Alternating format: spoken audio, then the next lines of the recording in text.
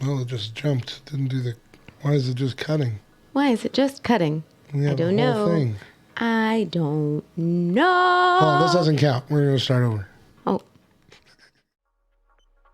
It's a new day. Yes, it is. Wakey, wakey. Time to get up. Good morning, citizens. Up and at them. Rise and shine. This is your wake-up call, people. Come on, the coffee's on.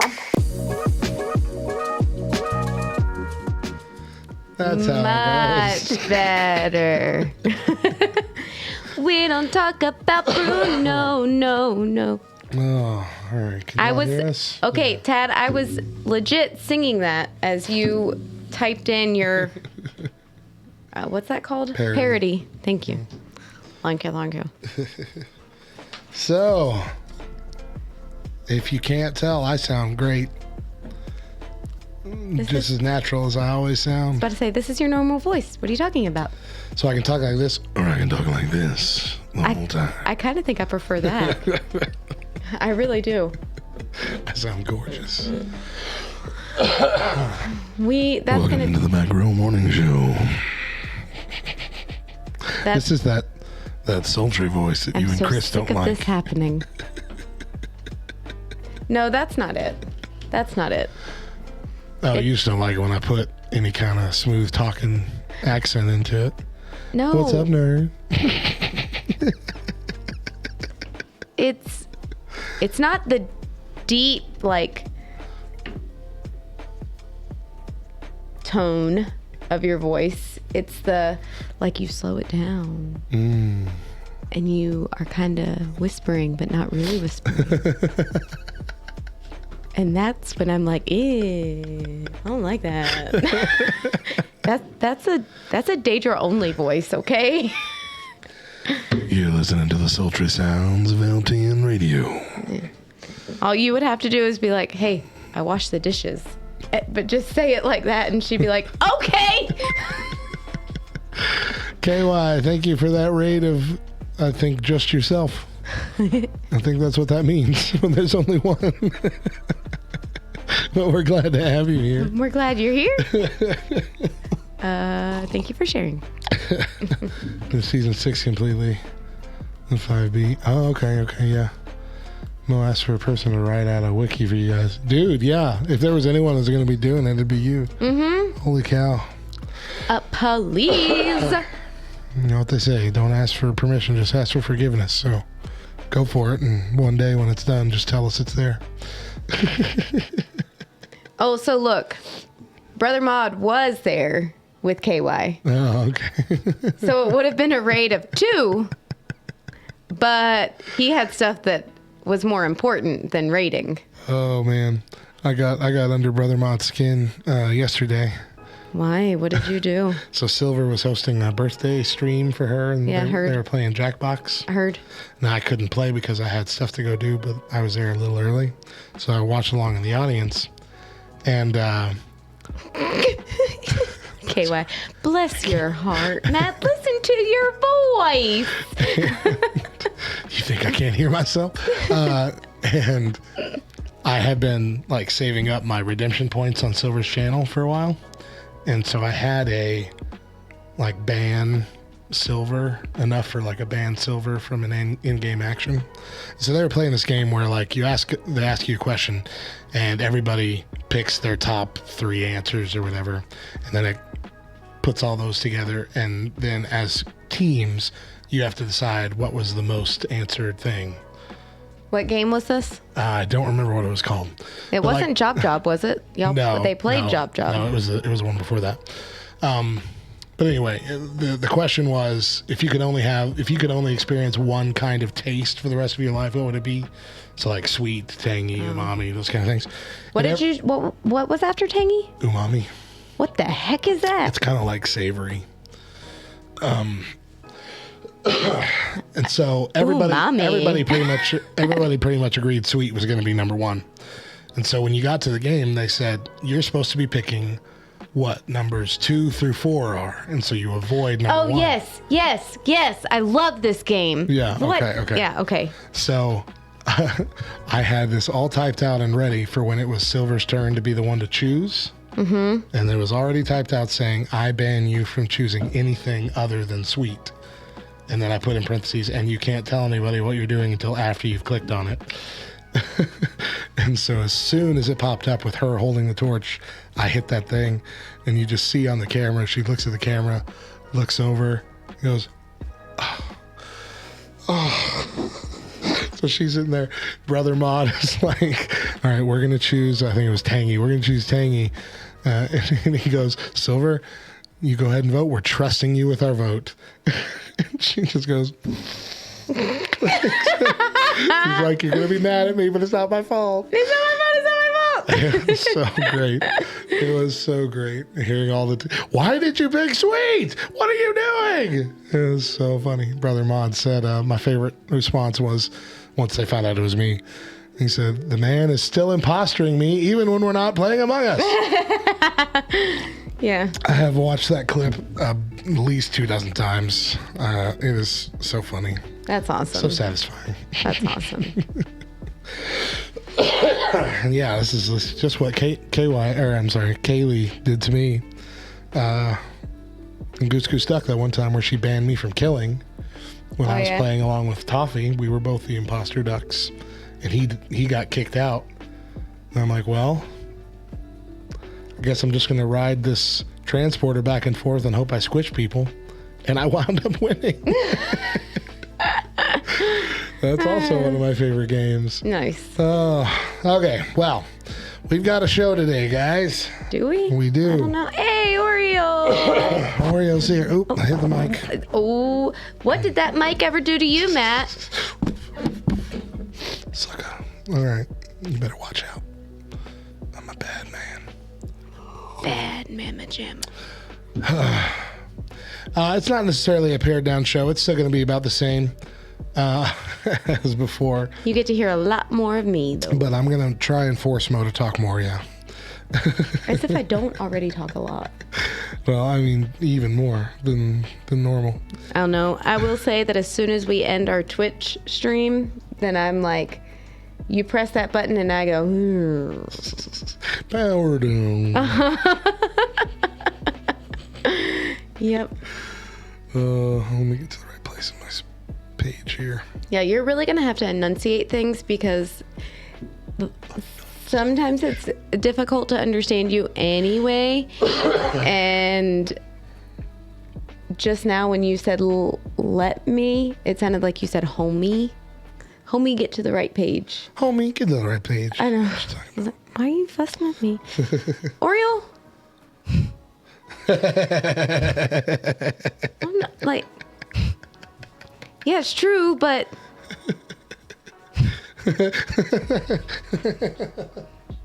Oh, okay. Why are you laughing? I don't know. Why are you laughing so... It's a private joke in my head. I don't remember. What is happening right now? What is happening? What is going on? No, I'm just laughing. I'm laughing at what Oriole said.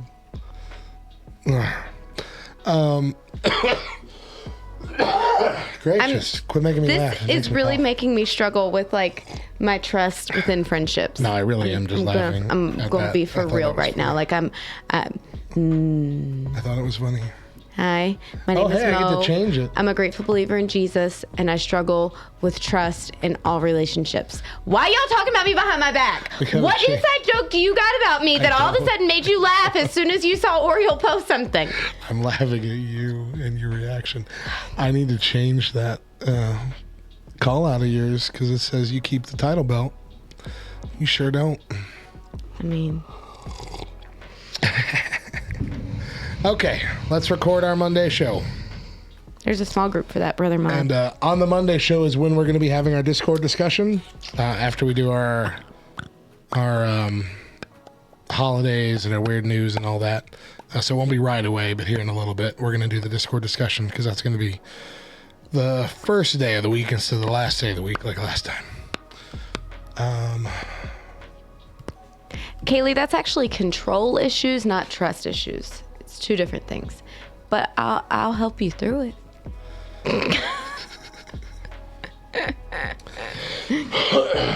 All right. I'm going to do my best to not cough into the microphone. Even I'll try and mute myself when we do. Hey, Eli. Eli, thank you for the follow. Glad to have you here. All right. Let's start recording our Monday show. All right.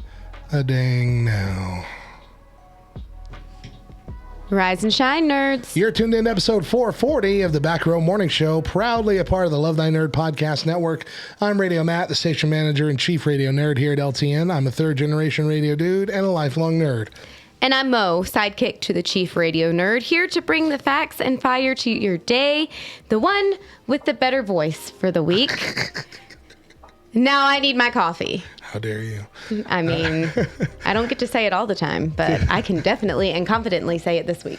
Today on the show, we give our initial thoughts on why we loved Encanto. Encanto! Also on the show today, at least he paid for the window. But first, today's Monday, February 14th, 2022, and we got some holidays to celebrate. That's right. In case you didn't know, everybody, it's Valentine's Day. Yep. So. And Valentine's Day is not just for boyfriends and girlfriends and husbands and wives. I've been telling my students this for the last 2 weeks. All right? Valentine's Day is a day to show everyone in your life that you love them and that you care and that they are significant and important. So you take it Too far? Why is this? It's a little quiet. Hold on. Talk again. Hola. Encanto. Shoot. You know what? Hold on. Ay, ay, ay. I'm going to catch this before it happens. It's recording on the wrong microphone over here. It sure is. Oh, boy. We're going to have to redo the whole intro. Aww. But, man, that would have been a bad day for us if we recorded this whole thing on the wrong microphone. And it would have been a bad day for you. Uh-huh. Because I'd have done all this to my voice for no dang good reason. No dang good. All right, sorry about that, guys. Pretend like nothing ever happened, and we're just starting over right now. Rise and shine, nerds. You're tuned in to episode 440 of the Back Row Morning Show, proudly a part of the Love Thy Nerd podcast network. I'm Radio Matt, the station manager and chief radio nerd here at LTN. I'm a third-generation radio dude and a lifelong nerd. And I'm Mo, sidekick to the chief radio nerd, here to bring the facts and fire to your day, the one with the better voice for the week. And I need my coffee.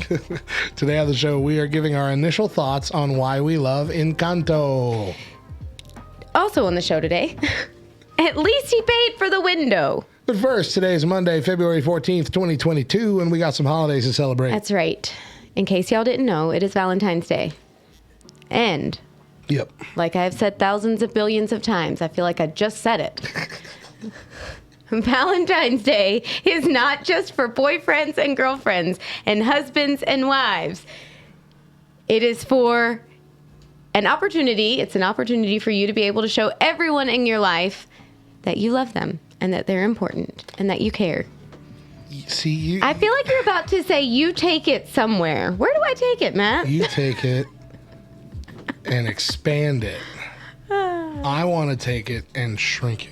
No. I think Valentine's Day should only be for dating couples and nobody else. You're wrong. You're wrong. I don't like it. Dad says I said this last year. We probably both did. I don't like the At holiday. least we're consistent. I don't think I flat out said I hate it. I hate Valentine's Day. I'm pretty sure you did say you hate it. Maybe. But I'm just so sick of it existing in my life. What do we need it for? To remind others that they are loved. I don't need to remind everybody. Guess that I what? love You them. are one less person that I got to worry about telling that I love them today. You know what? Psh, that's off my plate. Thank you, Lord. You can handle it because I ain't doing it. Good grief. Everybody else up in here, I love you. And I mean it. Listen, I got... we'll talk about that later. Okay. It's also National... I hate this word. What is it? What is it? What is it? I want you to say it. Impotence Day? Yeah. I hate that word. What does it mean? It means, I think it's generally for men. Okay. Or they can't. Yeah, okay, that's what I thought. I don't want to talk about it. It's also Read to Your Child Day. That is my PSA from your local librarian. Read to your kid. Jeez. ain't my job to do it. It's Kinda also is 'cause of the next holiday. Library Lovers Day. So, like, hold on. Is this Chris's day? Because he's a library. Well, no, he's a librarian lover. Hold up. You didn't want to say the word impotence, but you're good with going deep into lover category. He loves me. That's what we're talking about, sure. Ay, ay, ay. Whatever. Good gravy. Hey, it's National Ferris Wheel Day. Not Ferris Bueller. Bueller. Ferris wheel. Mueller. And lastly, Bueller. this holiday This holiday. was created for you, my friend. Nah. You. No. National Clean Out Your Computer Day. My computer is always very well organized. It's the only thing in your life that's very well organized. True. And I'll admit that wholeheartedly. But I know where every freaking thing is on my computer. That's fair. All right. To the point where if I ever try and reorganize, it breaks everything because I have too much organization. Too many things that know exactly where they are. That it'll ruin everything if I clean it up again. So those are our 52 holidays for today. How was your last 3 weeks, Mo? So for the most part, they've been pretty good. Pretty good. I got to go watch my child compete in wrestling a couple times. Yeah. Which is always like, let me tell you, I don't know if I said this or not on a past show. Everything runs together now. But in all of his years of sports and being a competitive athlete, I have never gotten more nervous or anxious or terrified as what I do when he wrestles. I don't know why. To the point to where like my hands visibly are like shaking. Really? Bad. Watching him jump 15, 20 feet in the air while on a trampoline and flip 5 times. 5 is an exaggeration. I think the most flips he ever did in a row was 4, but still. Watching him flip that many times and, land it never put me into like as much anxiety as what wrestling does. I don't know why. Could very well be because I knew the potential risk that came from wrestling. And then this past week when I got to see a kid's arm break, that was like even more like, that could really be my kid. That could be my son. Yeah. No, thank you. But it's fun. Hey, I sent you the video though. You're welcome for that. Yeah. Luckily, it wasn't as visible that that's what was happening. Really? Oh, you got to watch it again. Oh, I know. So, okay. It was Cannon's like best friend on team. They have been competing back and forth between their weight class, the two of them. And he was winning this match, winning it. And he had the last minute and a half left. And he gets pinned. He doesn't get pinned. He gets rolled. And they end up going out of the bounds. I still don't know everything about wrestling. I'm learning. But anyway. The circle. The whistle gets blown. So what they then do is the ref moves them back to the center of the circle and puts them roughly in the position that they were. So Cannon's friend is, it's called something and I don't know. But anyway, basically he's on all fours. And the dude is ready to flip him as soon as the whistle is blown. Well, you tell them, explode out. As soon as the whistle is blown, that's what you're screaming. Explode out! Explode out! And for real, our friend explodes out. And he flips the kid over his head. No joke. And as the kid is coming down, he puts his arm out to brace himself, to brace him. And Cannon was like, what he did wrong was he kept his arm stiff instead of sliding.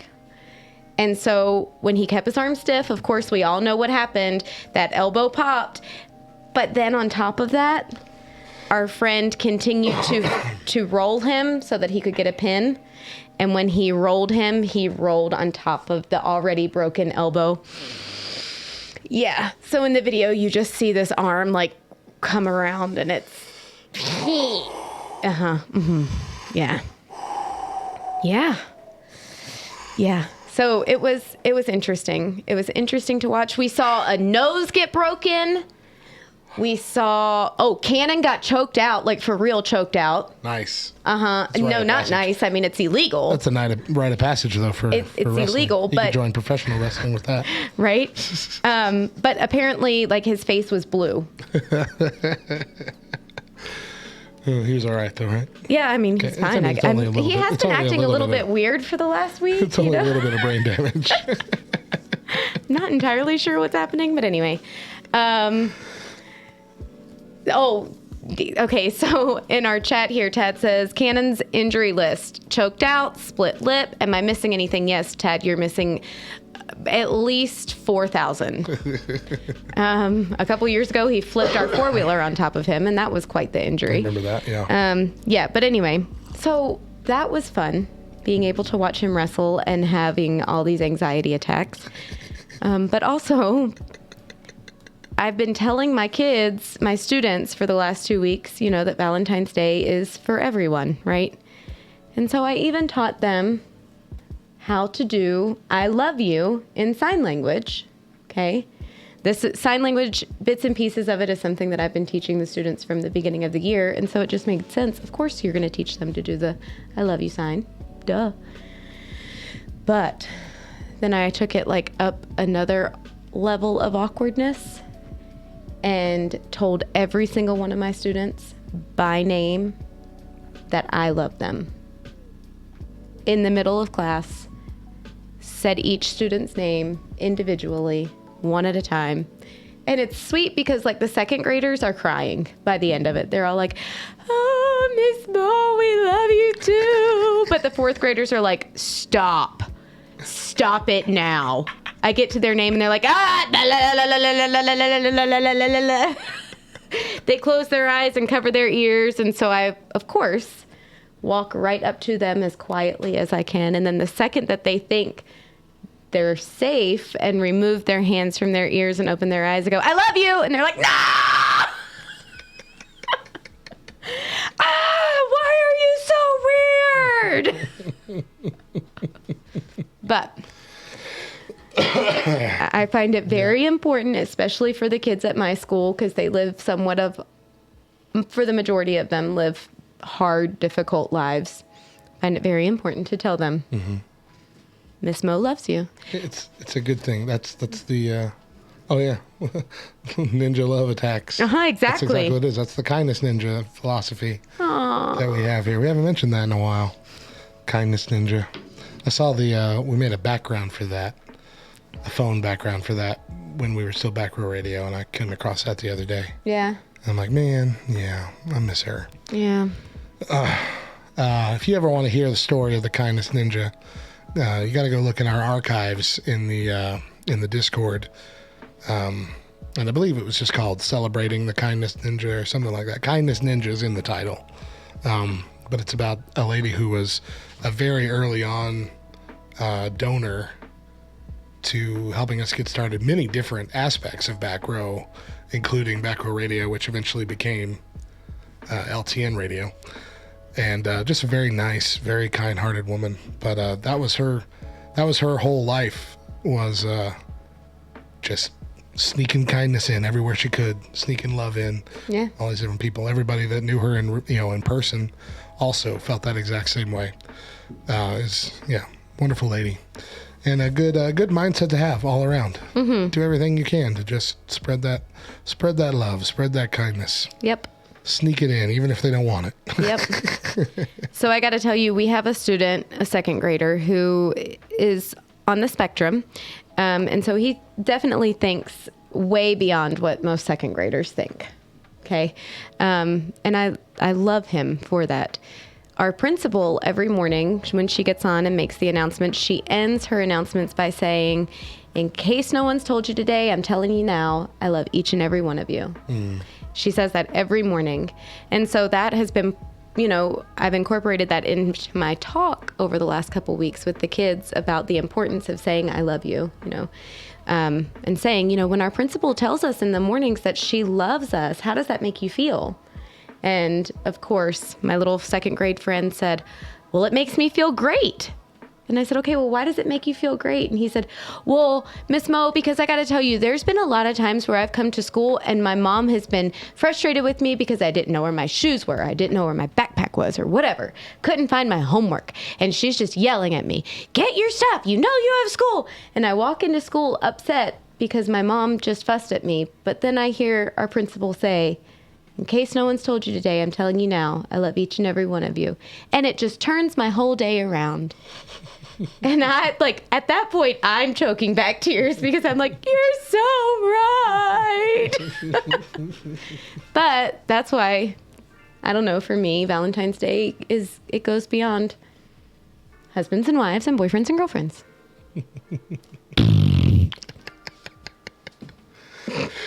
Mm-hmm. So how was your week? 3 weeks, Matthew. Week, 2 week, and 3 week. I was sick. I was sick the whole time.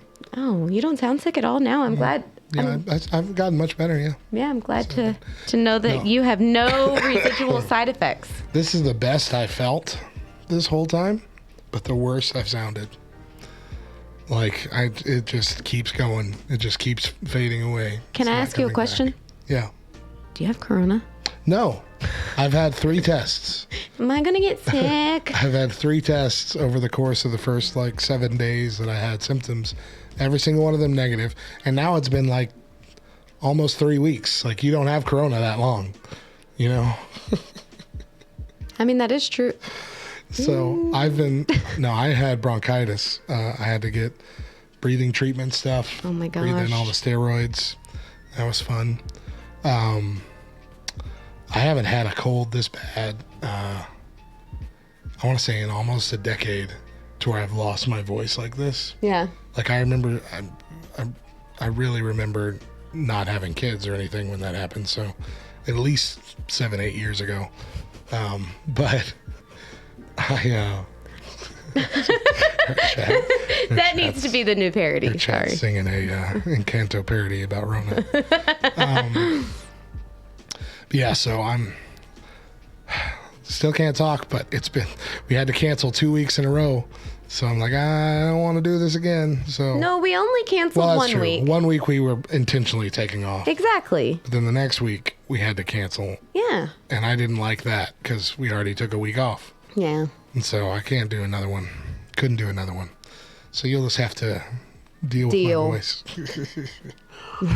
So I tell my students that I love them, but I also tell my students to suck it up and deal. So, Deal, y'all. If you can't suck it up and deal, then please don't leave. We love you. But other than that, not a whole lot going on. Took my mom to Roswell to see the eye doctor, and we got to listen to a classic episode of the Back Row Morning Show that we played this week, and she got to hear you. She hadn't really listened to any of them before. She got to hear you talking about. Oh gosh, did you make her listen to one where I've been really said some terrible things? No, this is about Good gravy. This is about how you were jumping from position to position in the school, and you didn't know where you were going to be ending up. Oh, but you were just talking about, how you liked these roles and what it was like working in the school and all this. She was very impressed by you. Aww. Had a lot more questions about you, so I had to sit there and talk, which I didn't want to do. I had to talk about you, which I didn't want to do. No, not just talk about you. Talk at all. I didn't want to talk at all. That's why the radio fair. was on. I'm like, don't ask me questions. That's fair. I don't have a voice. Text them to me and I'll text you back. Jeez. My daughter had her canines removed. She's a reverse vampire. Yeah, for now. But it's really, really crazy. I've got to actually show you a picture of, did you see the picture that I posted of her just from today? I didn't see today, no. Look at her smile. Yeah. It is weird how quickly her teeth are changing and forming and coming in. Anyway, yeah. but that was not fun at all. My child is a people pleaser, and the last orthodontist appointment that she went to, I said, I'm so glad that I get to go to this with you. I don't get to go to any of your appointments anymore like I used to. And then when this appointment came up, Chris asked her, so do you want mom or dad to take you? And she goes, well, I really think that I want mom to take me because she just doesn't get to take me anymore. And I was like, no. This isn't the appointment that I want to take you to. I don't want to go to this appointment with you. You don't need to try and make me happy. It's okay. Who do you really want to go with you? Because remember, mom is not a good nurse. I have zero bedside manner. If you're in any pain at all, I'm going to tell you to suck it up. And she just kind of looks at me and I said, I think you probably want dad to go with you. I can't do no. Oh, gosh. So thankfully Chris went with her. I did not have to deal with that.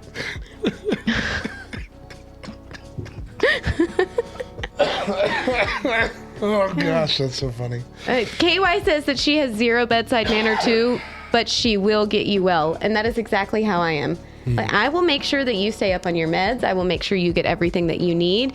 But listen, I am not going to baby you. I'm not. Dad, your dad loves you more in this situation. Absolutely. It's true. I won't lie. Oh, man. Now it's time for Mo's fact of the day. Thanks the day. for drawing that out. You may already know that Valentine's Day was named after its patron. So, in case y'all didn't know, it's time for my fact of the day. Let's try this again. You may already know that Valentine's Day was named after its patron saint, Saint Valentine. But there's actually some confusion surrounding which Saint Valentine the holiday technically honors. According to History.com, there are at least 2 men named Valentine that could have inspired this holiday. Really? Including one Valentine who was a priest in the 3rd century Rome. And as the story goes, this Valentine defied Emperor Claudius II's ban on marriage. Claudius thought that it distracted young soldiers. Yeah. Okay. So Valentine was illegally marrying couples in the spirit of love until he was caught and sentenced to death. But another legend suggests that Valentine was killed for attempting to help Christians escape prison in Rome, and that he actually sent the first Valentine message himself while imprisoned, writing a letter signed, "From your Valentine." Never heard of that second one. Yep. So. Interesting. That's why it's a fun fact. Now it's over to our weird news desk. Yep. And here's a news story you might not have heard. All right, so let's just read the title here because the title is the most interesting thing. Burglar breaks into home, eats shrimp, drinks beer, and then leaves $200 for the damaged window. Did this happen in Louisiana? This actually happened in Santa Fe here in New Mexico. Oh my. Okay. New Mexico, What? man. Who are you eating? New Mexican shrimp? You need to enunciate shrimp better. A New Mexico man was arrested last week for allegedly breaking into a home and eating their food. On January 30th, homeowners called Santa Fe County Police after returning home and finding Terrell Christensen, 34, in a back room. Before fleeing, Christensen retrieved his duffel bag and an AR-15 scoped rifle, then apologized to the homeowners for breaking a window and left $200 in the living room as reimbursement. Christensen allegedly took a bath and slept at the residence while the homeowners were away. And he ate shrimp and drank beer. Christensen allegedly told the homeowners that he broke into the residence because his family was killed in East Texas and he was running from somebody. But then he also claimed that his vehicle broke down 100 miles outside of Santa Fe. So he walked 100 miles And into I Santa could Fe. walk 500 miles and I could The just to be the Following day. man in New Mexico to knock down. to eat the shrimp inside your door. La, Following la, day. la. The following day, deputies apprehended Christensen after receiving a call about a man matching his description trying to steal a car. Christensen allegedly confessed to burglarizing the Santa Fe home a day earlier, but claimed he was stuck in a blizzard and feared he would freeze to death. So that was the reason then. He was charged with aggravated burglary, larceny, and criminal damage of property.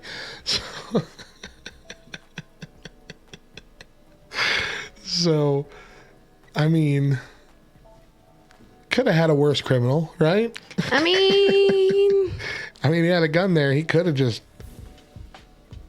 killed you and squatted in that house forever, but he didn't. He's like, sorry about that. Here's $200. Like, he had $200 on him.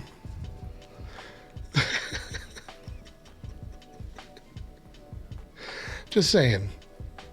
Could have been worse. If you're gonna have someone break into your house, this isn't the worst candidate. That's what I'm saying. Am I wrong? you're not wrong. Here's the thing, though. I just jumped mentally from the fact that he chose to eat shrimp in the middle of New Mexico to he had $200 on him. Why didn't he go to a hotel? Or DoorDash some good food. I mean, I don't understand. There's got to be more to the story. Where is Paul Harvey when you need him?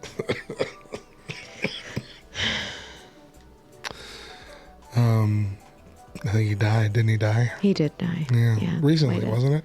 Way to, Bring it down. yeah. Anyway. I don't know. I don't know. Slightly responsible criminal. Let's put it that way. No. I mean, I don't. This is a dumb criminal. That is what this is. This is a straight dumb criminal. He's not an actual criminal. I'm for real. Like this is the first crime he's ever committed in his entire life. He probably has never even got a speeding ticket or anything. Sorry about that, eh? Got $200 in my pocket. I'm gonna break into this house and I'm gonna eat some shrimp. Shrimp. Sorry, some shrimp. I mean, I just walked 100 miles. In the middle of New Mexico. In the middle of a blizzard. Ay, ay, ay. Make me laugh. It makes me cough. My brain hurts trying to figure this one out. To open up our week on Encanto. we are going to be talking about... Well, before we do that... Yeah.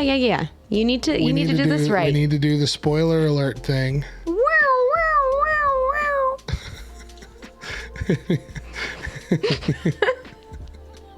If you haven't seen... What? Your siren sounds like a dying cat. You've obviously never heard a cat die.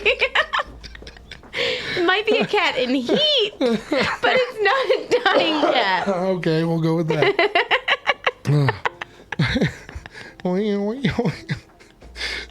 You have siren written in here. I was just trying to be helpful. I appreciate it. It just caught me off guard. If you haven't seen Encanto yet, this segment is going to spoil it.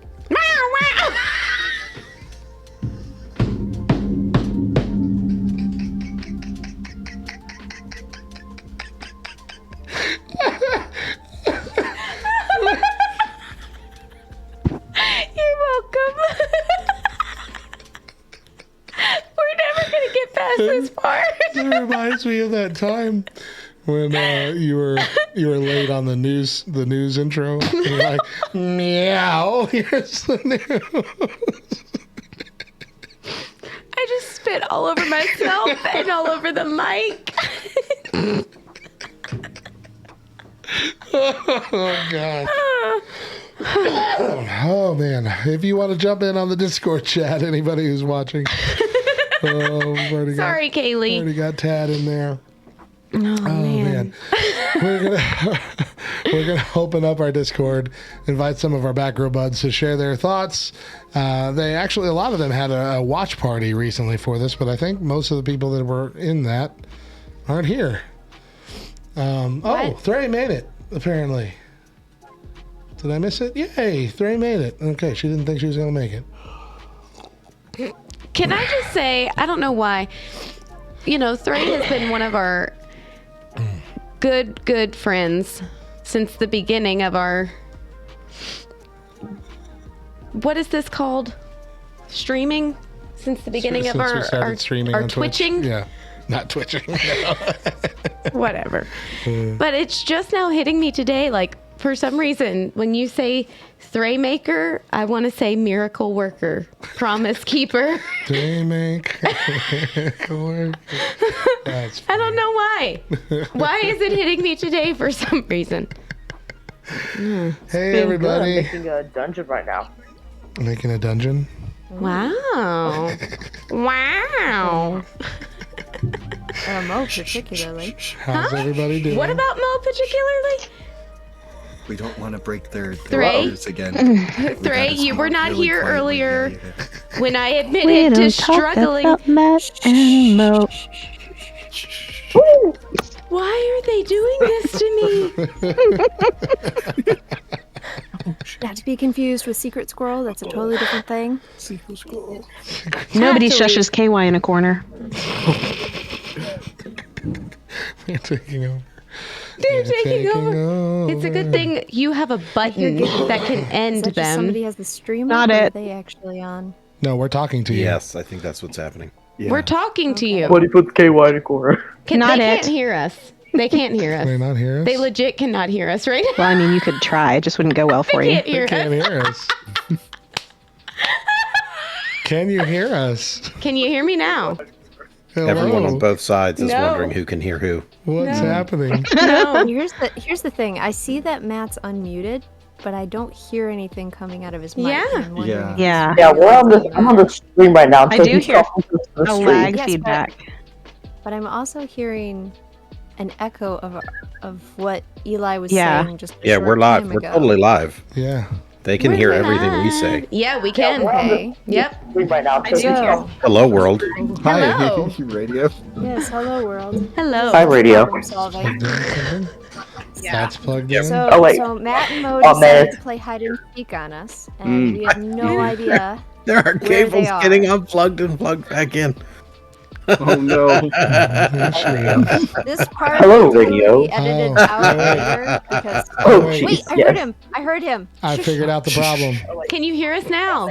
I figured out the problem. I I- had it. There it Yes, is. I hear I had. Mo's got a very good quality, and Matt Matt sounds is sick. underwater. I had Discord on Streamer mode. push to talk mode from when I was Oh, that's funny. playing out the other night. Get you every time. Get you every time. Well, that was kind of fun there for a second, guys. Yeah, you can totally just edit that whole section out. No, was fun. that It is was pretty staying. Although, Thray, you do need to know that I was like yelling at you, fussing at you, laying hard into you because you weren't here earlier when I was talking about how I was struggling with trust within relationships. And do people talk about me behind my back? What are they saying about me behind my back? And we pop into the Discord and I can hear you talking about me, saying my name. And I was like, what are you saying? And you're not replying to me because you can't hear me, but you're not replying to me. Why are you talking about me, Thray? What are you saying? Well, in this case, it was because I could hear your lovely voice, but I couldn't figure out why we couldn't see Matt's bubble lighting up. Because normally that's how I hear you. Okay, that makes sense. That, and I could go into a rant about how wonderful Mo is, but we need to keep her around more. Yes, I need to hear that today. Oh, I'm just kidding. I don't. Somebody do the Mo shout out tag. Exclamation point Yeah, Mo in there the you chat. go. Yeah. Well, no, because Matt pointed out earlier that has to be changed because apparently I'm not the title belt holder Yeah, it anymore. says she never loses So- the belt, and she sure does. Yeah, we don't want to If it's in propagate print, it on must be true. That's Well, right. sometimes you gotta loan those out just to hold other people's pants up. It's That's all. prophetic.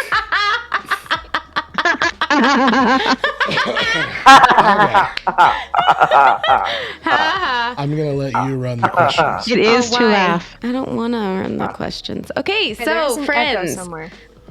like on our end, there's an echo. I on feel like our I'm end? lagging. That. Okay.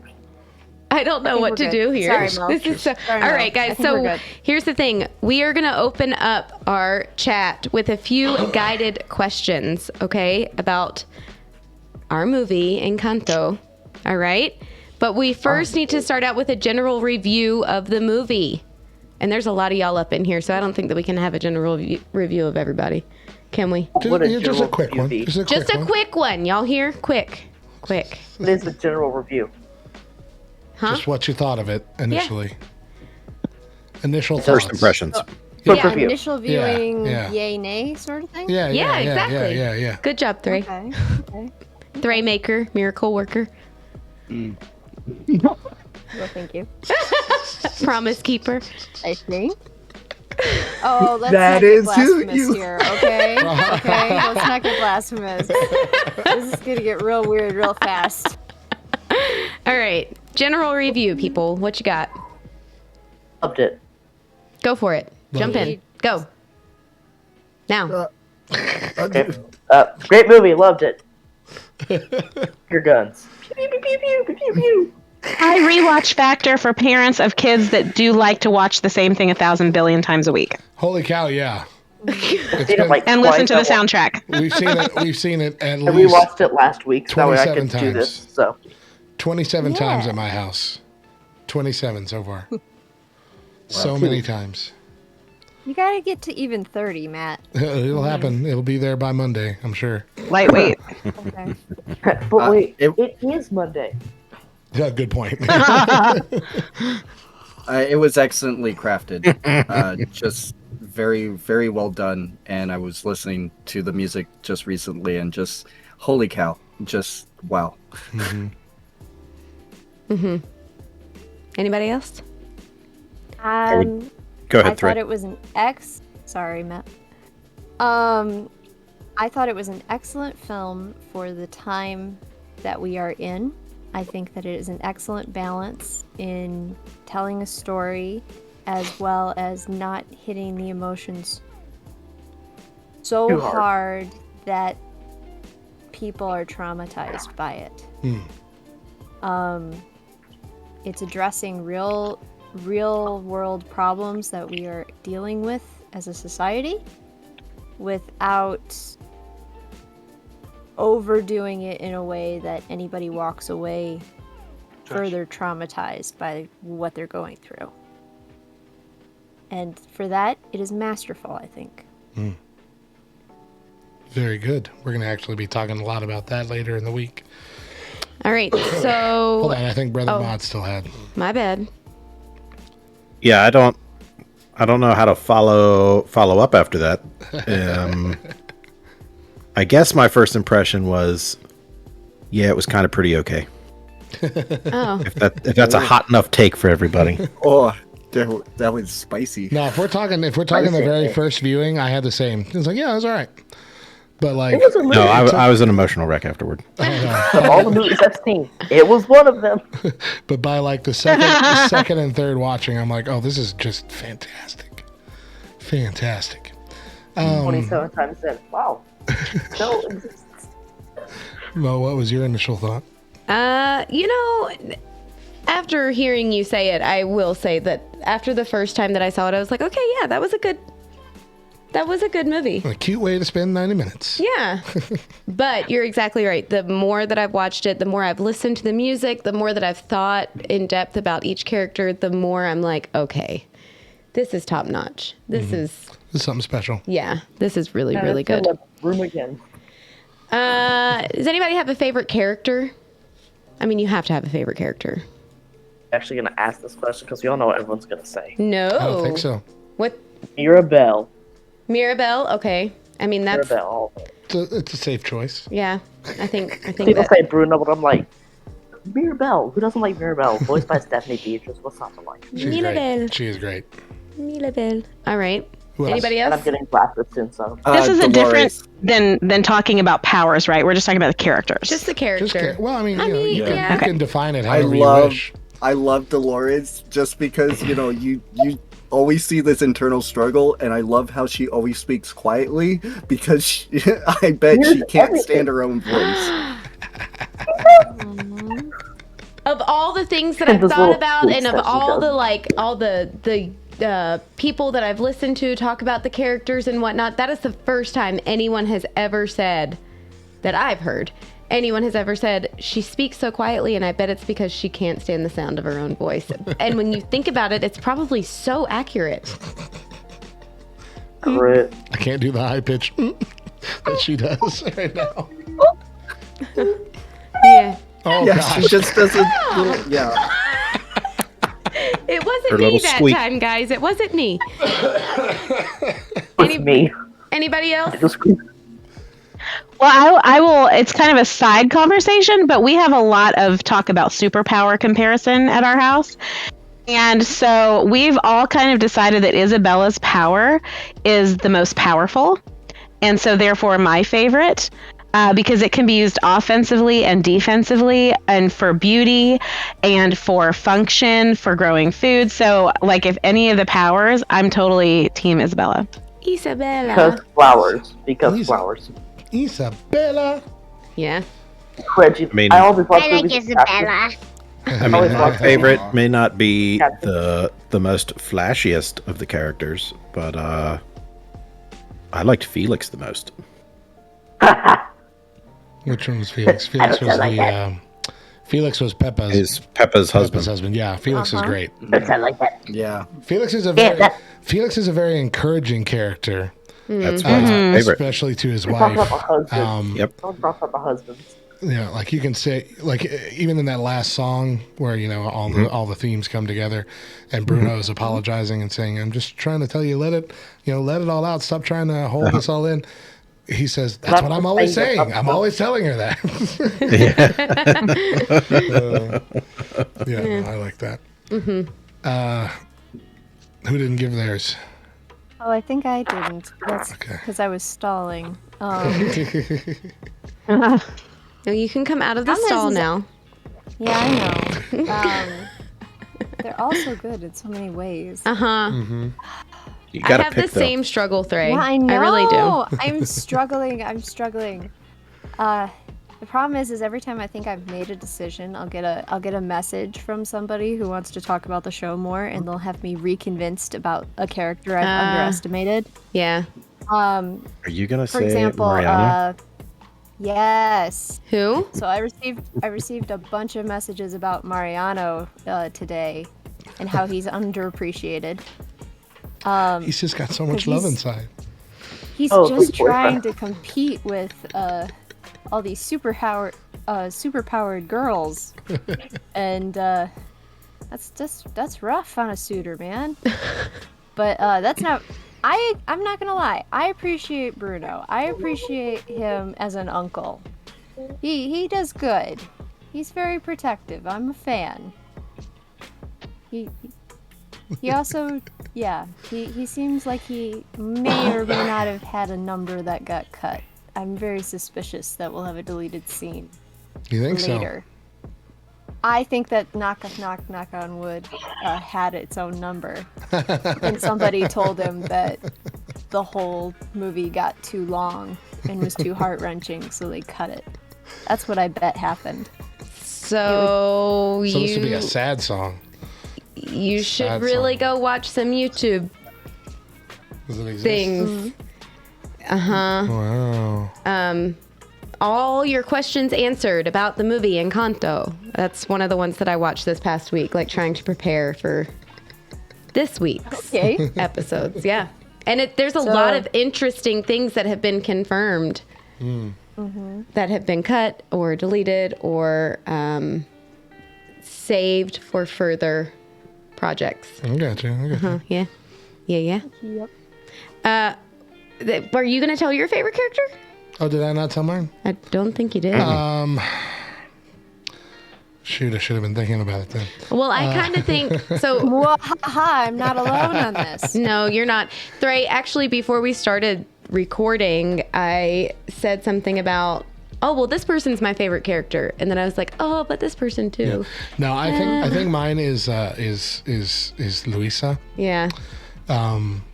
Mainly because I think I connect with her struggle a little bit, the people pleasing, kind of aspect of it. The first thing I saw of Encanto, period, was the YouTube video of her song, because I kept hearing that song on TikTok, and I'm like, what is this song?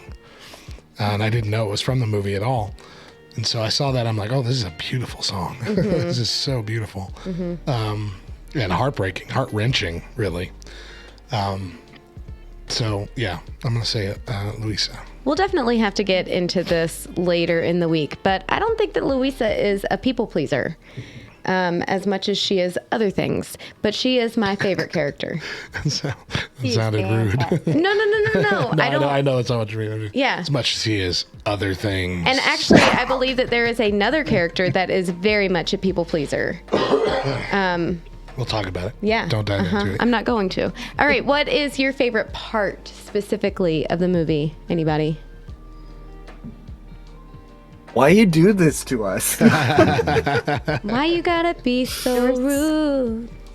There's so many great details. Can I just say every nuance in the film?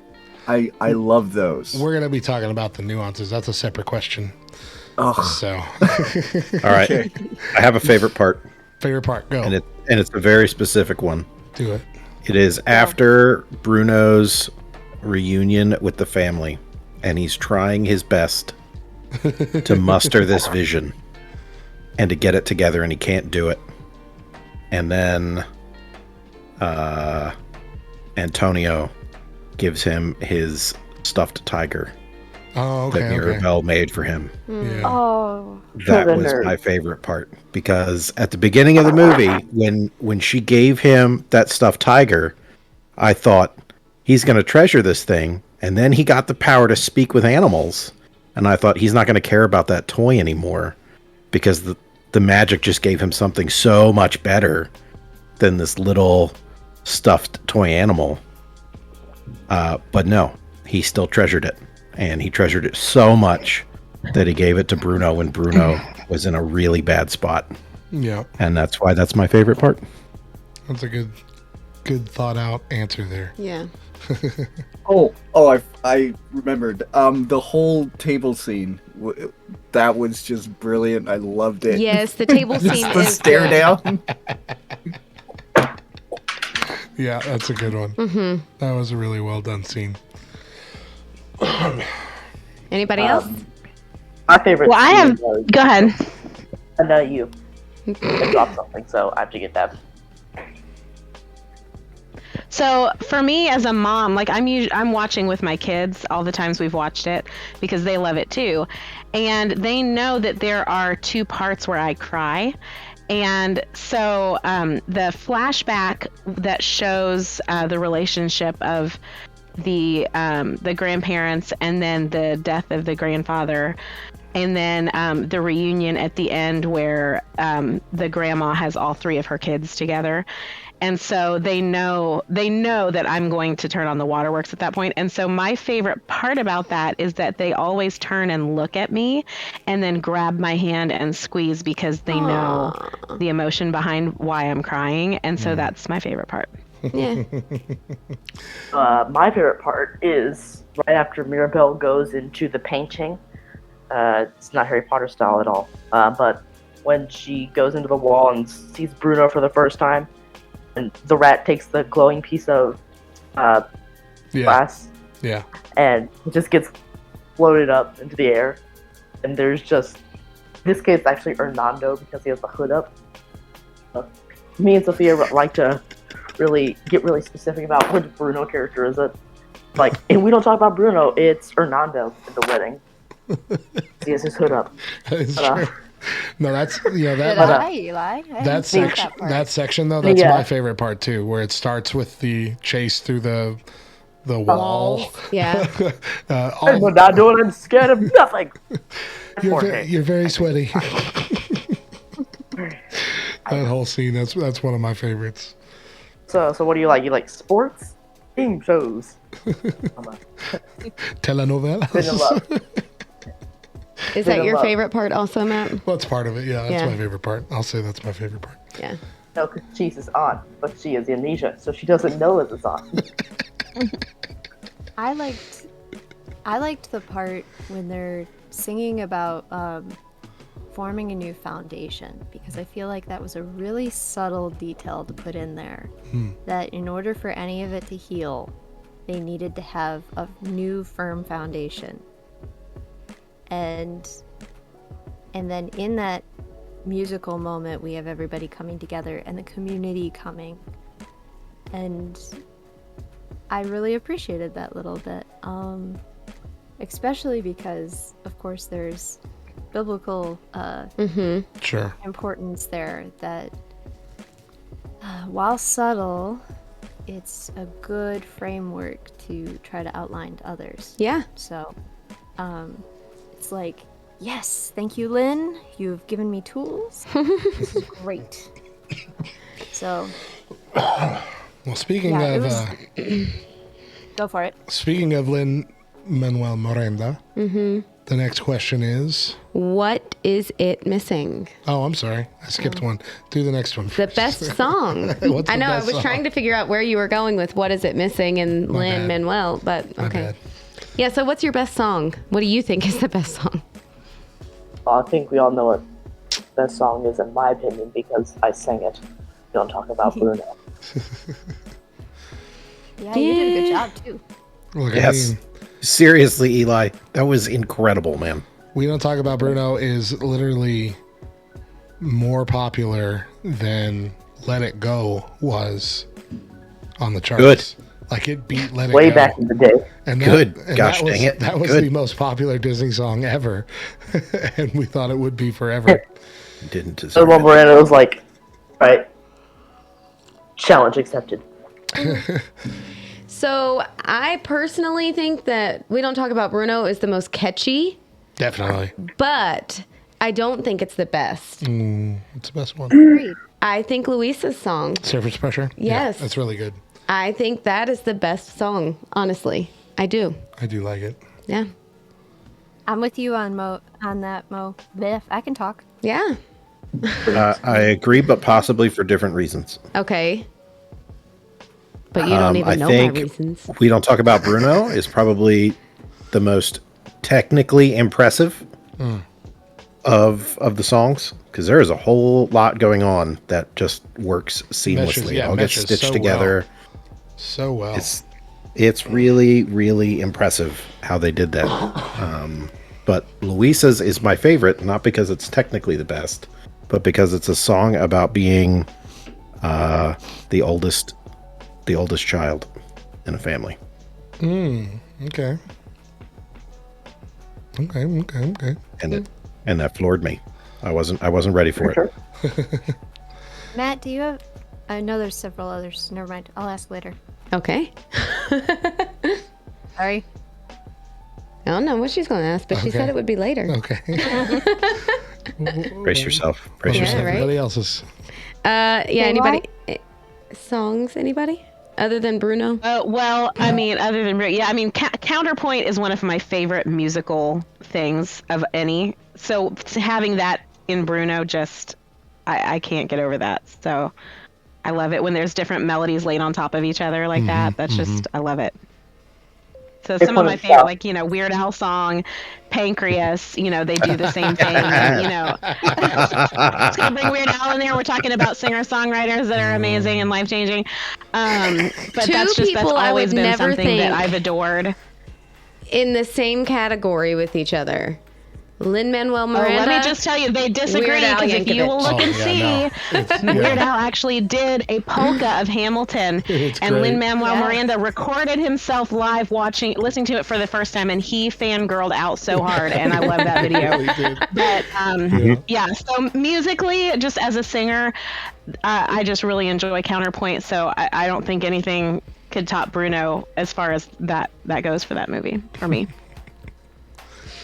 All right, who hasn't given theirs yet? Tad and Three? I was looking at the list. Waiting on a Miracle, actually, is one of my favorites. Oh, okay. Yeah, because of the all the other songs are about an inner struggle, and Waiting on a Miracle has an inner resolution, which I love, and they express that inner resolution with accidentals, and I love that even more. Good point. Mm-hmm. They do. You're right. Yeah. All right. Are we... Yeah. Oh, go ahead. I think Three has Sorry, hers. Three. The thing that I was going to ask is, do you have a least favorite song on that question list of yours? No. Okay. Do you have a least favorite song, Three? Brave choice. Okay.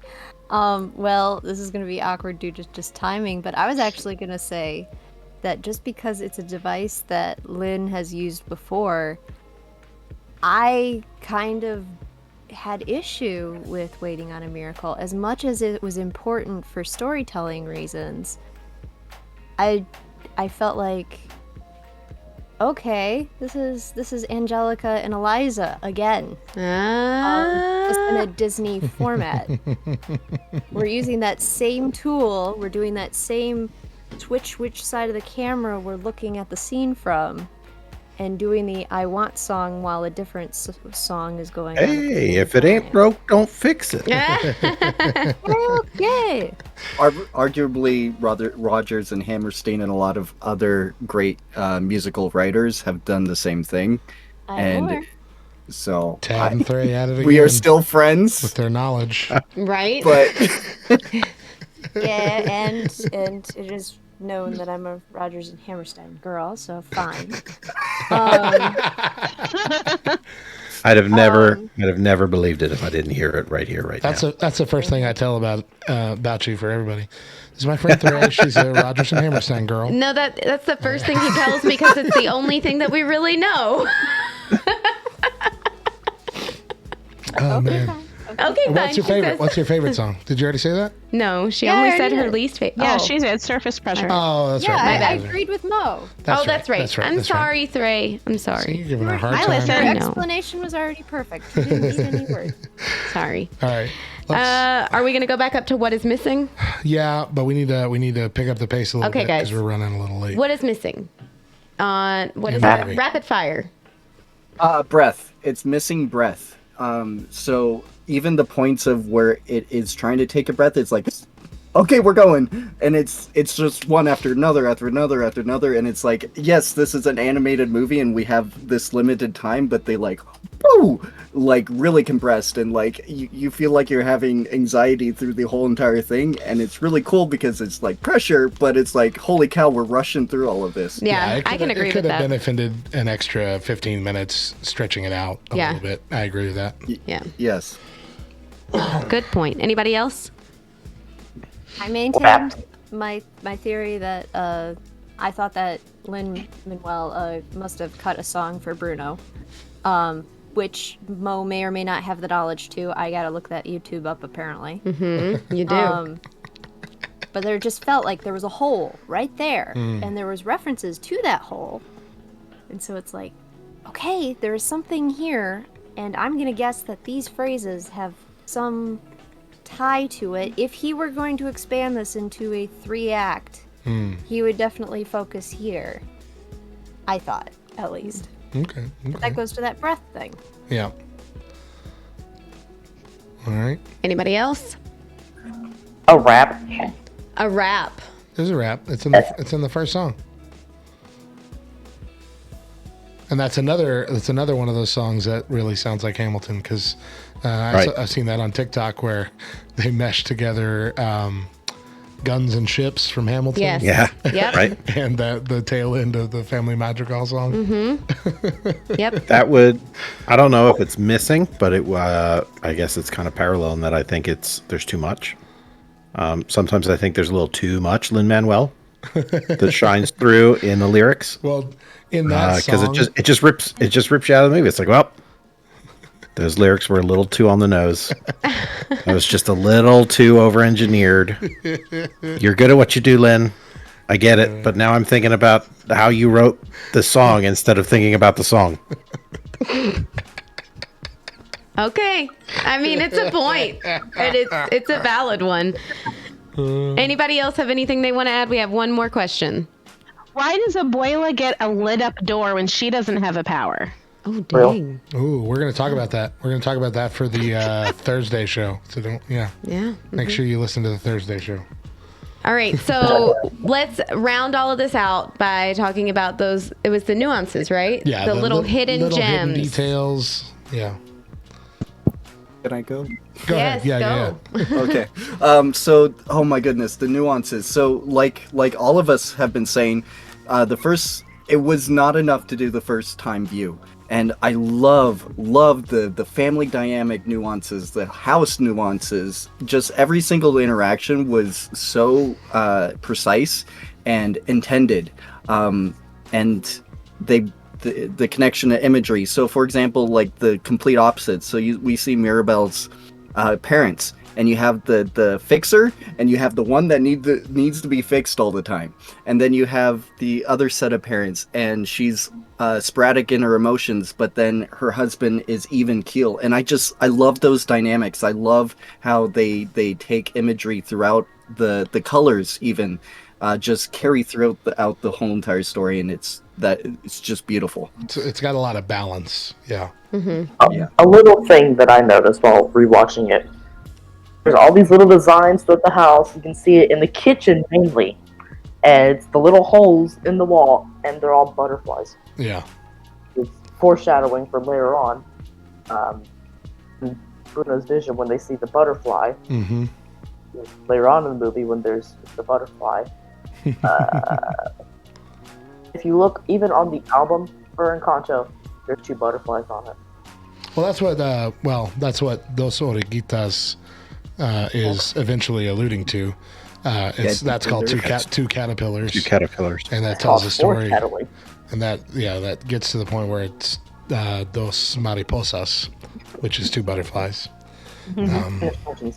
I also think that is like, that's a nod to the fact that Dolly is gonna play a small role somewhere in the future.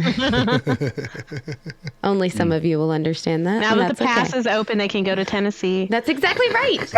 Well, hello. I'm gonna go to I liked the cameo to Bruno during Dolores' section of the song. So I liked it for 2 reasons. One, because Dolores is the only one who knows he's still there, and so the fact that he shows up during her portion was a nice little, foreshadow nod. But also, as a viewer, I appreciate a reward for being someone who looks in the background. Right. Yes. Absolutely. And because one of my favorite children's authors, Peter Spire, he writes books where you don't just follow the main story, you can also read through it just looking at the stuff that's not the focus of the story and be entertained. And so I love looking and finding a reward in the background that the animators have put in there for people that are exploring visually. So I appreciated that a lot. Mm-hmm. And there's every Marvel TV show ever where you can look for all the Easter eggs to figure out what's coming next. Yeah. I think the 4th time that we watched it as a family, we were all picking out all the hidden little Easter eggs from different movies and whatnot that were back there. So that's one of my favorite things about every Disney movie, though. Yeah. Is the Disney and Pixar both. Well, yeah, is the connections, the tie-ins from other movies. All right, who hasn't spoken yet on this one? There were 2 details that I thought were very interesting. Okay, that's a lie. There's like 15 others. Now I have to pick. Just 2 main ones, right? Make the hard choice, Trey. 2 Yeah, that you're but picking. then I came up with a 3rd, and then we were doomed. Ray's choice. Okay. I mentioned all of these when we all watched together. Abuela's rosary with the watches and the locket of her husband on it were very interesting details. Maribel's dress and how it mirrors her sister, Isabel, while having her own stitchwork in it, which I think has allusion to what her gift actually is, but I'm sure, Matt, you've got a segment to that, so I'm just going to leave that be. Thank you. And, of course, we have Disney playing on the programming that they as a company have built into us with the use of the color green, which I brought up when we watched, in the fact that we have been trained to watch these movies, and when we see green, we all of a sudden do not trust. Oh, they literally call that villain green. Yes. Yeah. I mean, it happens with Scar, it happens with That's what I was thinking of, Maleficent. It's happened for years. It's an old trick, but we are so Disney kid programmed into it that when we're told, Bruno's trouble and he's being represented with all this green, You believe it. we believe it. Yeah. And there's subtle greens in different places that also lean towards that mistrust. Yeah. So, anyway. I like that too. Yeah. My favorite little detail is it was already partially discussed where we talked about how Dolores talks very quietly. But you'll also notice in there, like anytime something loud's happening, like when the fireworks or whatever's going on, she covers her ears. And if you look back to the scene where she's clapping, she's only clapping with her index fingers. Just like this. I love her so much. She's great. I love it so You know, much. her room is soundproofed.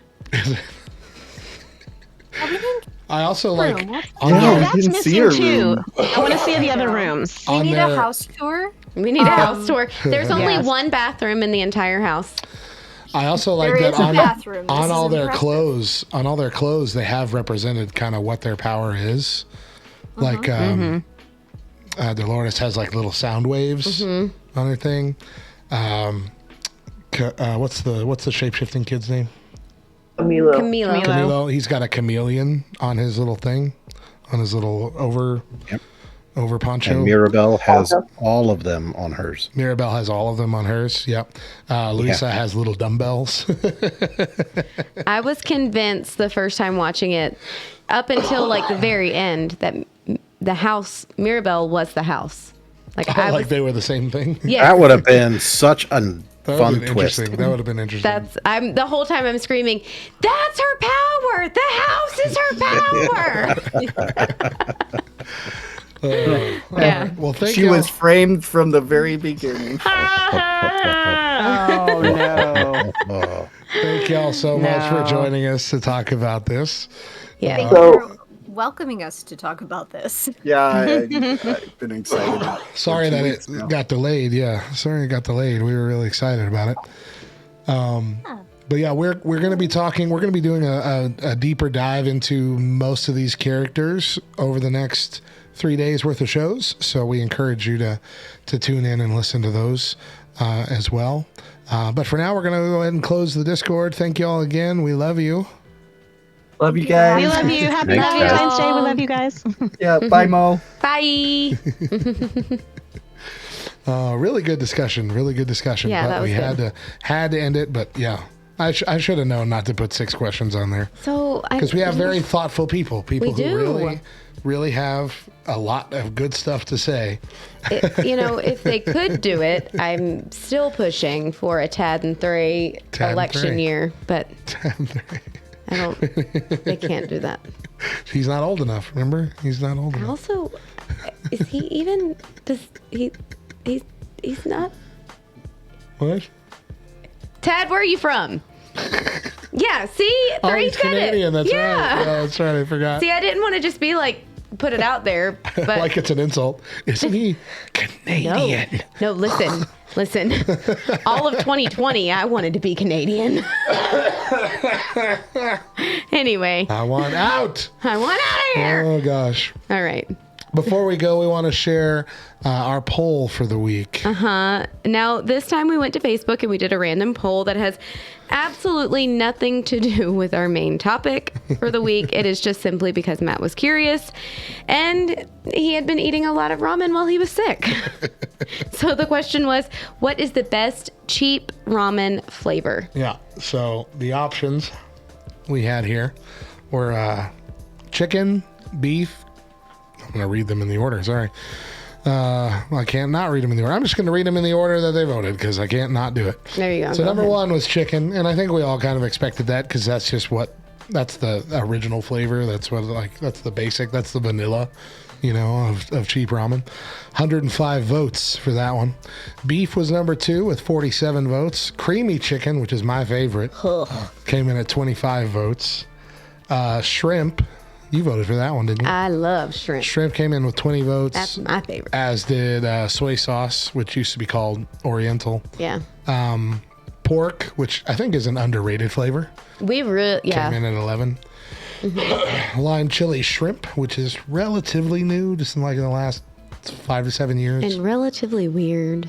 I don't like it, yeah. But 9 votes for that. 8 for just the simple chili flavored. 4 for roast chicken, which I think is simply out of ignorance. Because roast chicken is just slightly better than the normal chicken. Yeah. And I don't think enough people have tried it. Yeah. And maybe a lot of stores don't carry it. It's possible. Same thing with roast beef. Roast beef only got 3. See, pork, roast beef, and shrimp. Those are the 3 staples in our house. Yeah. And then picante chicken, which I'm surprised, only got 2. Picante chicken is great. But see, again, I think that it's one of those things where it's it kind of terrifies a lot of people. And you're going to be spending 13 cents on a package. You don't want to waste your 13 cents on something that you might not like. You don't want to waste your 13 cents. What's wrong with you? Exactly. Now, they're at least 25 cents now, aren't they? Oh, I don't know. Yeah. I really think that they're inflation. Yeah, whoosh. Thanks, Joe Biden. Just kidding.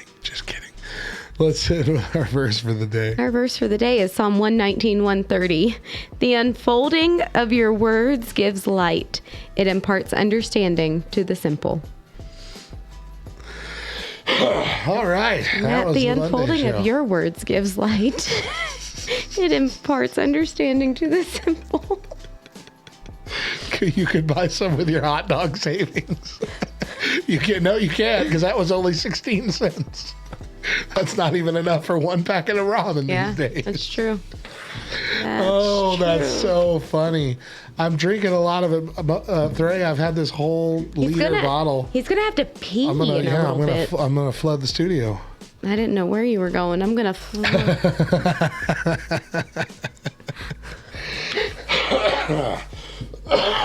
Okay. Everybody.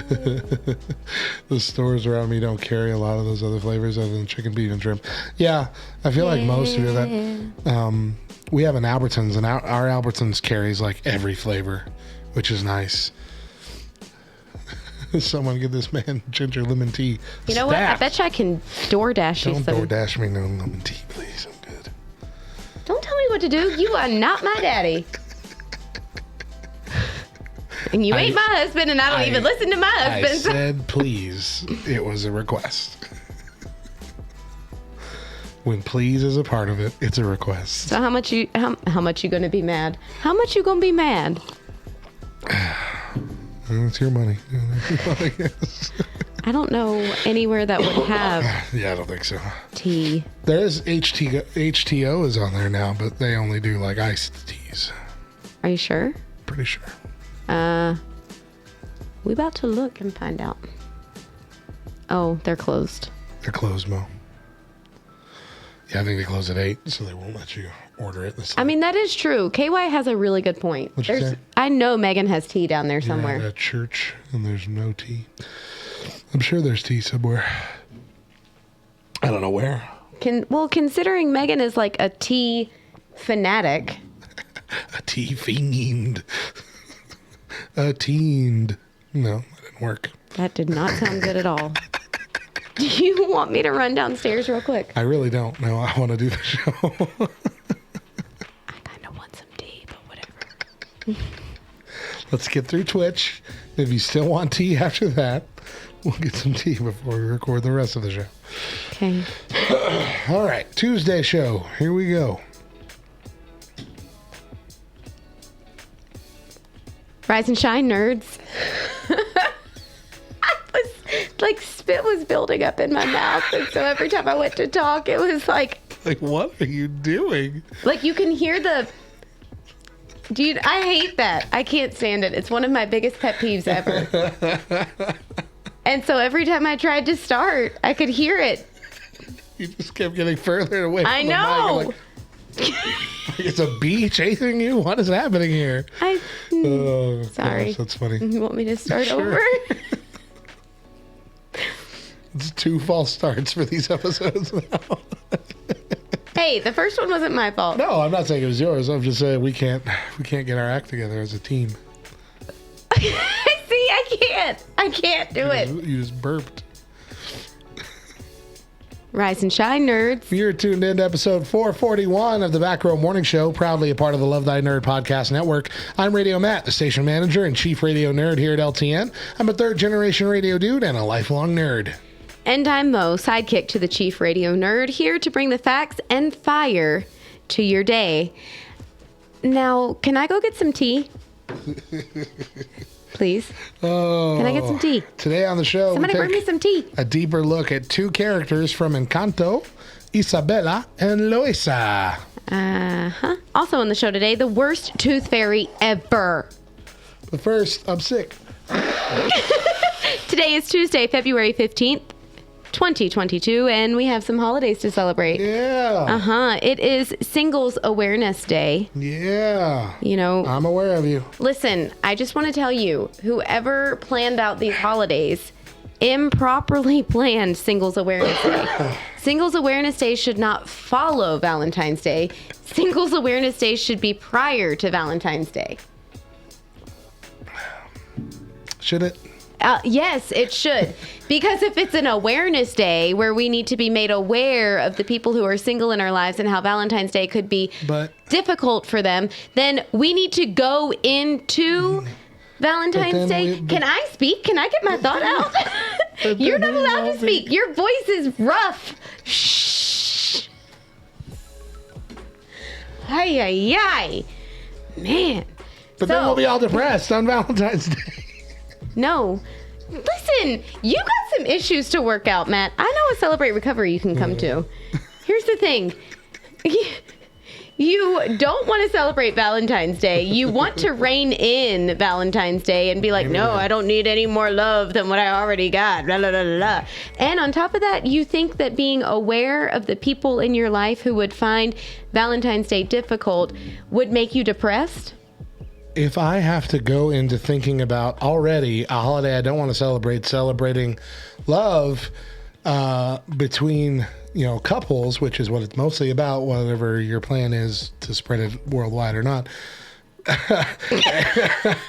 I so wish. But if I have to already do this, I don't want to go into it thinking, all right, well, not only do I have to celebrate this day celebrating couples, but I also have to do it while in the back of my mind thinking about how sad all my single friends are for being single. All my single friends, all my single friends, all my single friends, all my single friends. So essentially what you're telling me is you have to celebrate Valentine's Day and enjoy it, but also feel bad, kind of. And I'm like, no. None of our single people want us to feel bad for them. I feel like they kind of do. They just want for us to be aware that Valentine's Day isn't just for couples. Valentine's Day is for everyone. Spread the love. That's what this is their own day. Where is the love? This is their own day. They don't get to celebrate Valentine's Day. They celebrate Single Awareness Day. What the world needs now is love, sweet love. It's the only thing that there is just it's also too little of. World Hippo Day. Yeah. I don't know how that should make all the singles feel. Like, you have your own day, but you're sharing it with the hippopotamus.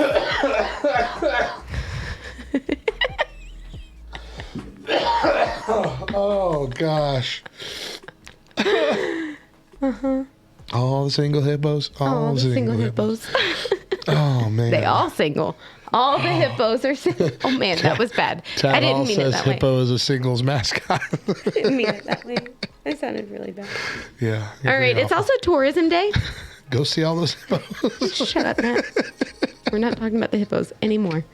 And lastly, it is National I Want a Butterscotch Day, but I don't want a butterscotch. Oh man. I know. I'm sorry, Oriole. I really did not mean it to come out the way that it did. I really didn't. See what happens, Mo. Yeah, I stick my foot right inside my mouth. The whole thing. all of it. Heel and all. Oh, goodness Fun fact, I can gracious. actually stick my foot in my mouth. I don't need to know that. Heel and all? The whole Heel and all. But it's mostly because I have a very small foot. like a baby foot. My feet are baby size. That's gross. Yeah. Mm-hmm. You should see her try and walk I upstairs. want a guys. hippopotamus for Valentine's. All right. Only a hippopotamus will do. For Single Awareness Day. Okay. Now, Mo and I are nerds of several flavors, but we're also nerds for several flavors. And every week we like to showcase. We're Showcase. we're having a time this Junk week. food. Oh man, Wasn't that an onomatopoeia from The Grinch? Shunk. Yes. Something like that. Yeah. No, it was slunk. It was slunk. Was it slunk? You know, onomatopoeia is one of my favorite words. Anyway, every week we like to showcase junk food that has been recently announced or spotted in stores or on menus. We keep laughing like this, and I'm onomatopoeia in my pants over here. Oh, we're going to kick off today with Nerds Bomb Pops. Bomb Pop, popsicles The with the 3 popsicles? layers. Yeah. They're going to come with the nerd flavors: strawberry, watermelon, and grape. Nerds are probably my favorite childhood candy. Really? Yeah. Mm-hmm. I love nerds. Nerds are good. Nerds are underrated. Nerds are underrated. Yeah.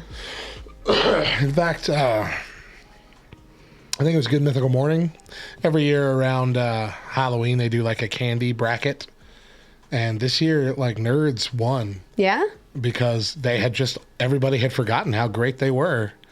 And they just kept beating all the other candies. And everybody, like, in the studio behind them was like, no, don't let Nerds win the bracket. And, yeah. Hey, Matt, we have less than 2 weeks, and I'm putting a vote in right now.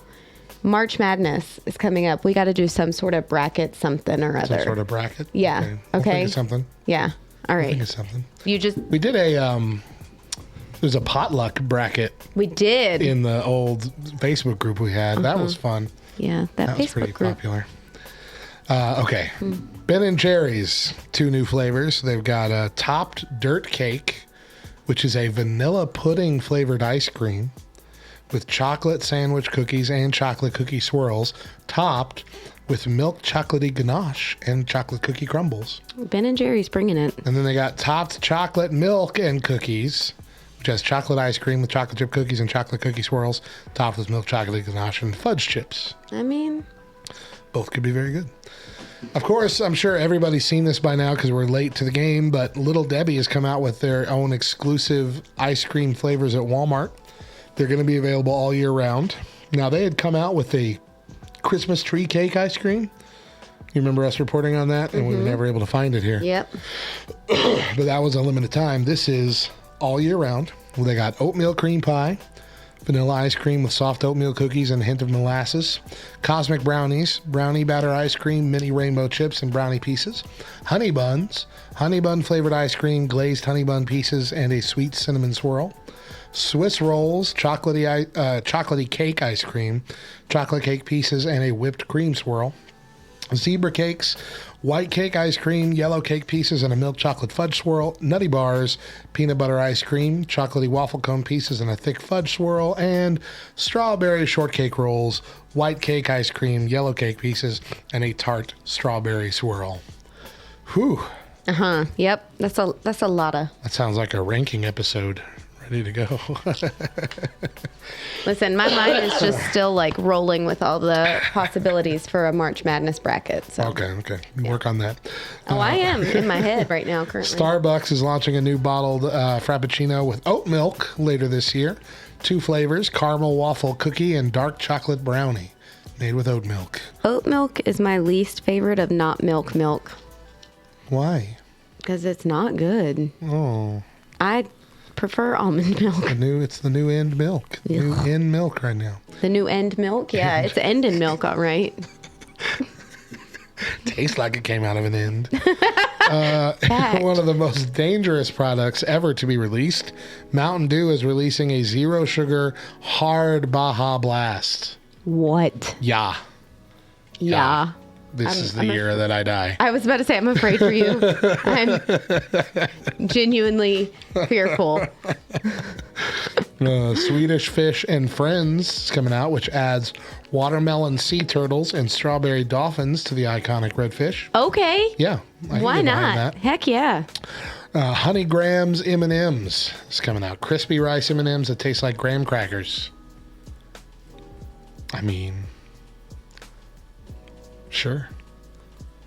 That's their best avenue of putting in a new flavor like that, the crispy rice. I like the crispy rice. The crispy rice is a great M&M, and it had like the buttered popcorn one was phenomenal, and that's what they used for that. I think these would be just as good. The graham cracker one, chocolatey graham cracker. I haven't had the buttered popcorn yet. You still didn't have it? I thought I made you try it. Next time I see it, I'm going to get it. They've already had their second round. They already came out at the beginning of the football season before Christmas. Mexican street corn Cheetos are back. I didn't get a chance to try those first time around. I didn't try them, and I really want to try them. I love Mexican street corn. Yeah, love it. It sounds fantastic. Skittles jelly beans are rolling out for Easter. This is something that apparently has never existed, and it seems like a natural candy. Hold on. What is that whole the Magellan? Isn't that what it's called? What is it? When you think that Mickey Mouse has suspenders, but he really doesn't have suspenders. What's it called? I know what you're talking about. What's it called? It's not Magellan. Now that I think of it, it's the. Somebody help us out. Anyway, this is like one of those things. Skittles has had jelly beans. Shoot, what is it called? Mandela. There we go. Mandela. Yeah. Thank you. Thanks, Tad. Mandela effect. Yeah. Yeah. Like the Berenstain Bears versus the Berenstain Bears. Yeah. Yeah. I really don't think they ever have. Now, Starburst has every year. Yeah. For the last several years. But I don't think Skittles have ever had a jelly bean before. I don't know. But they will this year, y'all. See, I mean, Oriole agrees with me. So yes, Skittles have had jelly beans. They are his favorite. The thing that I read said that this was the first time. This is the first year. Maybe I read it too fast, and they're just talking about this is the first year with the original flavors because now the green is lime. See, so it is so maybe that's it. I don't know. It is a Magellan effect because it's not a Mandela effect. Okay. Anyway. I don't know. Look, I only report the news. I don't claim that it's always right. All right, Mo's here for one of her. Why don't you read this one, Mo? This is one of your favorite places. Jack in the Box Nacho Tiny Tacos. The newest Tiny Tacos iteration from Jack in the Box takes 15 original mini tacos and dumps nacho cheese seasoning on them. There's also the bacon loaded nacho tiny tacos, which involves dumping cheddar cheese sauce, bacon crumbles, ranch, and spicy good sauce on nacho tiny tacos. It looks like a box of vomit. There's so many people that are so addicted to that food. I could never eat it. Anybody out there in the Dallas area? Rev Kev, you're out there somewhere. Send me some of these so I can force Matt to eat them, please, because they're amazing. What's the next one, Matt? All right, the next one, of course, most people have heard about this already. It's McDonald's menu hacks. So they've got 4 hacked items. They got the Surf and Turf, which combines a double cheeseburger and a filet of fish. Then they take it a step further with the Land, Sea, and Air, which combines a Big Mac, a filet of fish, and a McChicken, all in one sandwich. It sounds disgusting. Then the more reasonable and tasty ones, the Hash Brown McMuffin, a sausage, egg, and cheese McMuffin with a hash brown on it. Okay. And a Crunchy Double, a double cheeseburger with chicken nuggets and barbecue sauce on it, which has been getting great reviews. What? All I can hear is Sir Mix-a-Lot right now. I don't understand. Okay. Somebody out there got it. Somebody got it. Keep going. It's a fun idea, but a lot of folks are noting there's nothing special about the promotion because not only do they not build this for you, like you're buying the items and then putting it together You have yourself. to put it together? That's dumb. But you also don't get like a discount for buying all the items together. It's the same price if you just went and did it yourself. Yeah. And so they've been hyping it up as like you can only order this through the app. But no, that's not true at all. You can go to the drive-thru and just order the 3 things and put it together. Exactly. There's nothing stopping you from doing this on your own already because you're still doing it on your own. The only difference is they put a single button that you can push to order all 3 on the app. That's it. Okay. So here's the thing. They had to name it a Crunchy Double because if they called it a Juicy Double, then Sir Mix-a-Lot would be suing them. I gotcha. See? I wouldn't order it if it was called a Juicy Double. But no, I would. I mean, it's a double cheeseburger, essentially. That's what it, like... I would. Oh my gosh, Mo, you're funny. We got sparkly wildberry peeps. The nicest thing you've ever said to me. Peeps bunnies. We got sour watermelon warheads jelly beans. We got Max Chicharron spicy nacho cheese flavor, which I think is the first new flavor they've come out with in a long time. Long time. Chicharrones, which are just... Pork rinds. Pork rinds, guys. Pork rinds. For all of my Southeastern people out there that are like, what is a chicharron? It's a pork rind. It's a pork rind. Mm-hmm. And then Little Caesars has the Batman Calzone, a pizza that is similarly shaped to the bat symbol, where the top and bottom portions are folded into mini calzones with white sauce and julienne pepperonis inside. They had the calzone original one earlier this year, and it was shaped like a ninja star because all 4 sides were made into that, and so like just in the center was a normal pizza. But our friend KY went ahead and made a meme of what I'm thinking of: calzones and Batman. That's a Ben Wyatt thing right there from Parks and Recreation. What am I missing? You watch Parks and Recreation? Oh, I have. It's been Remember a couple years. Of course, you know Ben Wyatt loves Yes. calzones. And then he also treated himself when he bought a full Batman costume and then cried in it. You don't remember that? I don't. Why am I not remembering this episode? I'm going to have to go back and watch it. The low-cal calzone zone. But anyway, I also have had this because I didn't try the calzone thing the first time around. I'm like, I really want to see what they're doing here. Yeah. So I tried this, the calzone portion. I mean, the pizza portion's just their normal pizza, and it's fine.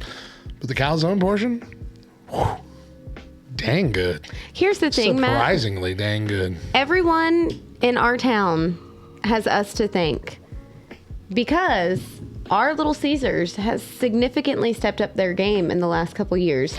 And I 100% think that it is because somebody somewhere over there heard when we gave them a hard time on our show because they were stinking. Slacking off. Big time. And so they were finally like, listen, we got to step up our game. We're slipping. How come that hasn't worked with Burger King yet? Because Burger King's not directly across the street. Burger King true. don't care.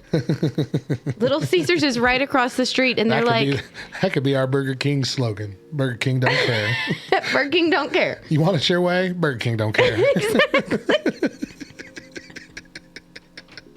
Yep. Exactly. Oh, now it is time. Every time. For Mo's Fact of the Day. Fact of the Day. All right. Although the terms butterscotch and caramel are sometimes used interchangeably, the main distinction is that butterscotch is made with brown sugar instead of white sugar. Butterscotch is also similar to toffee, but for butterscotch, the sugar is boiled to the soft crack stage, not hard crack, as with toffee. I really just wanted that fact in there because it said toffee and hard crack. That's all. I'm always in the hard crack stage. As is toffee. And now it's over to our weird news desk. I can say that because he's my kid. Here's a news story you might not have heard. So, we could call this lady the anti-tooth fairy. Oh my gosh. Laurel Eich, a 42-year-old woman from Nevada, was arrested last Wednesday for burglary at a Sun Valley dental clinic where she used to work, according to a statement by the local county sheriff. In a bewildering twist, Eich also apparently admitted to extracting 13 teeth from an unwilling and anesthetized. How do you say that word? Jennifer Aniston? Anesthetized. They use the gas that knocked you out on this patient on an earlier date. Like she came in. Anesthesia? Well, I mean, that's not the word. It's anesthetized. I can't even say it, but it's there. Anyway, yes, anesthesia patient, unwilling, knocked out patient. She just broke in and pulled 13 of her teeth. 13. Anesthetized. Nope, I still can't say it. I've been sitting here. Anesthetized. Look, I did not know. Yeah, that looked bad. Anesthetized. Okay, there we go. That'll do. Oh my gosh! I can't. Keep going, Matt. You got to read your story. Investigators found a broken window and an open door on the scene on May 3rd. According to the sheriff's office, I got away with a total of $22,861,000 in cash and checks. She was arrested on multiple counts, including performing surgery on another without a license, burglary of a business, and grand larceny. It's difficult to find a takeaway in this sort of tale. It seems likely that the background story that we're still waiting for it to emerge involves some combination of social dysfunction, drugs, and the American medical system. But the scary part is that she extracted these 13 teeth, and nobody knows what she did with them. They are unaccounted for. So when I say she's like a bad version of the Tooth Fairy, she kept these teeth. She's got these 13 teeth from an unwilling, anesthetized patient as a trophy. That's exactly what it is. Oh, makes sorry. me never want to go to the dentist again. My. Yeah, and unlike our story from yesterday, she did not leave money to repair the teeth like our burglar left money to repair the window from yesterday's news story. Mm-hmm. This was just straight up, I'm taking all this money and your teeth. 13 is a lot of teeth to take out of someone's mouth. Like, and it doesn't really matter where you pull them from. I know. You pull them all off one side, that's awful. How do you know that's what I was thinking? I'm sitting here like visualizing my mouth and like also visualizing my child. What 13 teeth could I lose? Exactly. It'd still be okay. Take all the fronts and leave just the back ones. I guess that would be the best option because you could still like chew. Oh man. I don't know.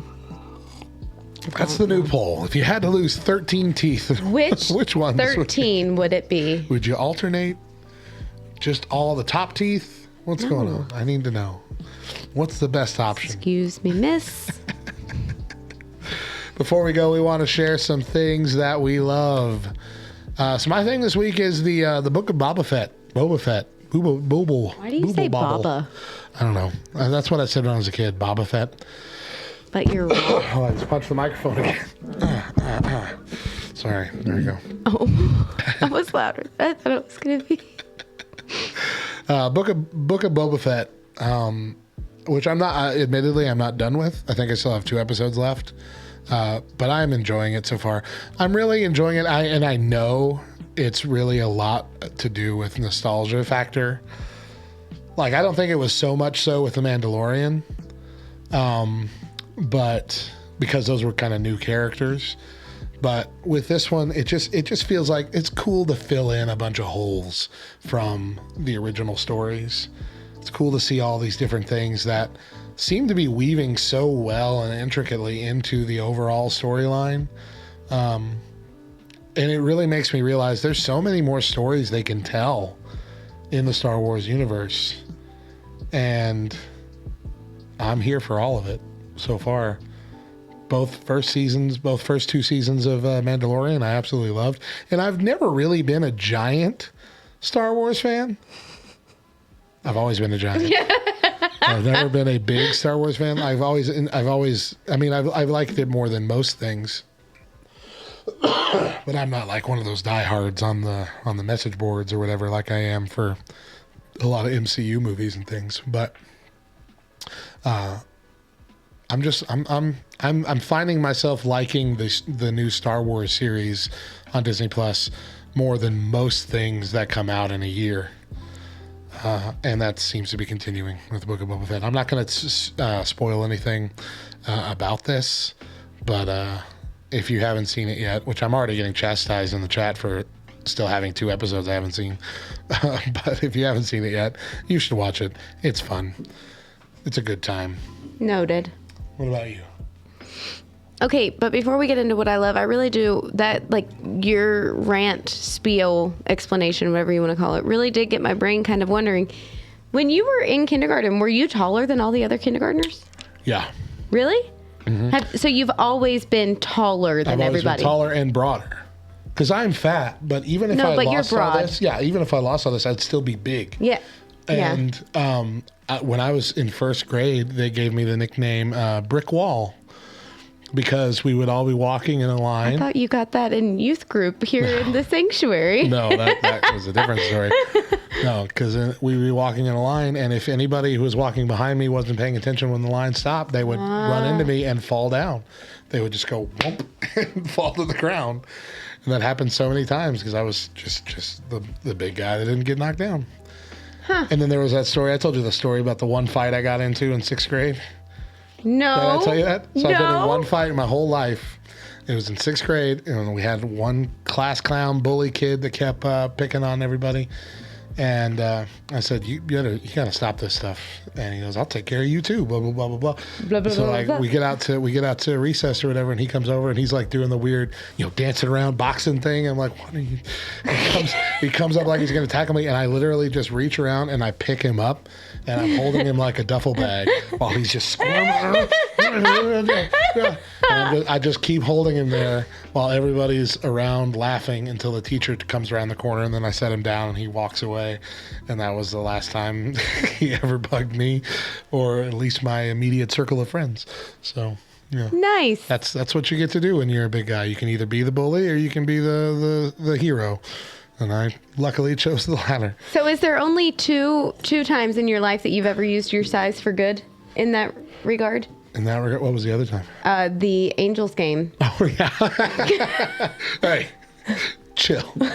No, you know what I've come to realize is that wasn't me using my size or anything. That was an automatic response as a parent. Yeah. Which I had not learned to rein in yet. Like, that's how I would treat my son if he was griping or whatever. I'd say, hey, chill. And then that guy just started yelling, and I just did that like out of instinct without thinking about it. Hey, chill. Hey, chill. But it worked. Okay. And then he leaves 2 innings later. Yeah, it worked. It worked. All right. Oh, my thing that I love. Yeah, what do you love? Besides me being big. Chip night. Explain yourself. Okay. I don't mean like Cheetos or Oh. Lay's or Ruffles or whatever. Chip night at Celebrate Recovery. So just like most. Technically, yes, poker chips. Yeah. Someone in our chat was asking poker chips. Yeah. I'm technically. Other. What is the word I'm looking for, Matt? Like AA Programs. Yes, thank you. Recovery programs. They do chips, right? Yeah. It started with AA, Okay, so and it was poker chips. okay, so just like other recovery programs, where you celebrate your sobriety milestones with chips, Celebrate Recovery is no different in the fact that once a month we like to kind of do a big celebration chip night where we get to honor everybody and their milestones throughout the month or years. Celebrate how far God's brought them. Yeah. Yeah, and last Thursday was our first chip night of the year at CR. at our Celebrate Recovery, and I've forgotten how much I love chip night. It's a rush. Oh, it's just one of those things where you really do. And I said it is not a coincidence that celebrate is in the name. You know, we are here to celebrate your recovery with you. That is what we're doing. And so. And you see the joy on the people. Yeah. You know, like, man, this is like especially when they're hitting like those big numbers, the 6-month chip, the 1-year coin, and all that kind of stuff. Yep. It's like, that's like. Yeah. Like, they never thought they'd be there. They never thought they'd make it that far. And, both of us have had the exact same feeling. Absolutely. We never thought we'd been able to get to that point where we could get our chips, get our coins. Yeah. It's exciting. It's super exciting. And I think it may have been a little more amplified last week because really since your Celebrate Recovery ended back in August. July. Yeah. And then ours started in January last month. There really hasn't been an ongoing program that a lot of these people have been able to attend and receive their chips. Not been a big one, yeah. Yeah. So there were, we have what is it called? The Lighthouse and the Ranch. What are they considered? They're, I don't even know if they would have an official, it's like, I can't think of. I mean, they're also kind of recovery programs, but they're like a place you go and stay. Extended stay recovery programs. Not a rehab. Yeah. It's not a rehab per se. But kind of in that same vein. You stay there, you have a room, and anyway. So we have It's almost like a better version of a halfway house. Yeah. It's like it's a non-legally binding halfway house. Yeah. That genuinely wants to make you a better person. And essentially we have 2 programs like that here in our town that attend our Celebrate Recovery meetings. They attended here when Matt ran his Celebrate Recovery in this building, and they've moved over into our Celebrate Recovery. And those guys and the girls had gone several months without getting their chips and without getting a coin. We even had one of them get a coin last night, and you don't get a coin until 1 year. So anyway, it was really neat to see them collecting those past month chips that they had earned, just had not been able to obtain and get. So it was fun. It was awesome. So it never gets old. No, it really doesn't. Well, let's end with our verse for the day. Our verse for the day is Philippians 2:5. Have this mind among yourselves, which is yours in Christ Jesus. All right. Answering in the chat. So I do know that a lot of programs do have that where you turn one in. Thank you. Where you turn one in and did you do a posture check? I mean, I feel like I am sitting properly enough already. Look, they redeemed their points. Give it to them. Where they turn one in and you get your next one. But for our CR and for most CRs, they don't trade them in. Yeah, they just you keep them, you build them up. Now you are encouraged to keep the one that you most recently earned, either on your person or someplace where you see it all the time. as a memento to keep you focused on that. But no, I have a whole drawer of all the chips that I've had to earn and then re-earn and and coins. What am I up to? 12? I'm either at 11 or 12. Now I can't remember. I think I'm at 11. So I know that I'm at like 200 blue chips. A blue chip is your first chip that you get when you're admitting that there's a fault of some sort that you. But you also get it if you relapse. Right. Right. You're coming back. Yeah. And you also get it if you, even though you've been in the program for one thing, discover another area of your life that you want to surrender to God. And so then you get another blue chip, even though that doesn't cancel out the chip progress that you're making on this other thing. Yeah. Like if you come in for an alcohol problem, but you realize you also have an anger problem, you can start the process with the anger issue as well. Yeah. So that can get confusing. But no, we did a whole episode on mementos once. Did we? About that a long while ago. I feel like that was like a first year episode. I really need to go back. Like I need to pull a tad. Need to pull a tad and go back and listen to all of our episodes. Well, you better pull a tad. Pull a tad. I'm a Papa Bill. You better Papa Bill. That has not taken off. It really needs to. But it's really fun. I'm a Papa Bill. Once you want to ride, you better pop a bill for some gas. Heck, this ain't no taxi. Wait, it is a taxi service if you're paying for it. Right? I'm not your taxi service. You better pay me for gas. Then you'd be a taxi service. Mm-hmm. So, Papa, it sounds like opening a can. So, Papa Bill was my best friend in high school. That was what they called her grandfather, Papa Bill. And I was telling a story about them 2 years ago. Sure. And I said, Papa Bill. No, I don't think it was that long ago. I feel like it was last year. Okay, but here's the thing. We were downstairs in the sound booth recording. No, that happened up here. The Really? Papa Bill thing? It happened right here. Okay. Yeah. Recording. Noob Gaming is asking, what's our favorite candy or snack? Hold on, I'm finishing my story. I just want you to put that in your brain so we don't forget when I about said Papa Bill, referencing my friend's grandfather, Matt heard like Papa Bill, like take out a bill, hand somebody a bill, and anyway, so it became a thing. Papa Bill. Everybody asking questions. We're not doing the Twitch question thing. I know, right? I don't know. But just because Noob Gaming is relatively new to the chat here, we'll answer your question. We run the show, guys. Favorite candy? See, or snack? it wasn't last year. Tad said, "Thank you, Tad." Well, you better. And if anybody's gonna know, it's gonna be Tad. Pull a Tad. Well, it was definitely up here. We were definitely up here. I don't think that we. Definitely up here. Oriole, you were there. You were there. I know that you were. My favorite candy is Sour Patch Kids, and my favorite snack is teriyaki beef jerky. But I can't have either of those things because I'm a fat load.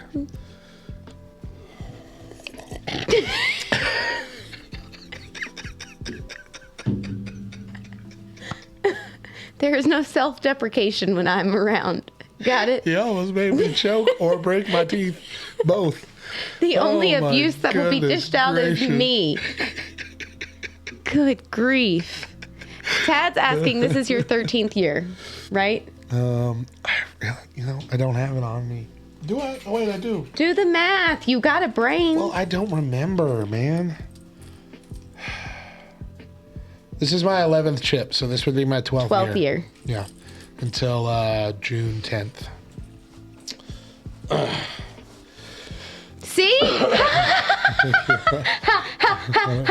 It was down in the sound booth. It really down wasn't. in the sound booth. I guarantee you it wasn't. All right, can we put $100 on it? You want to pop a bill?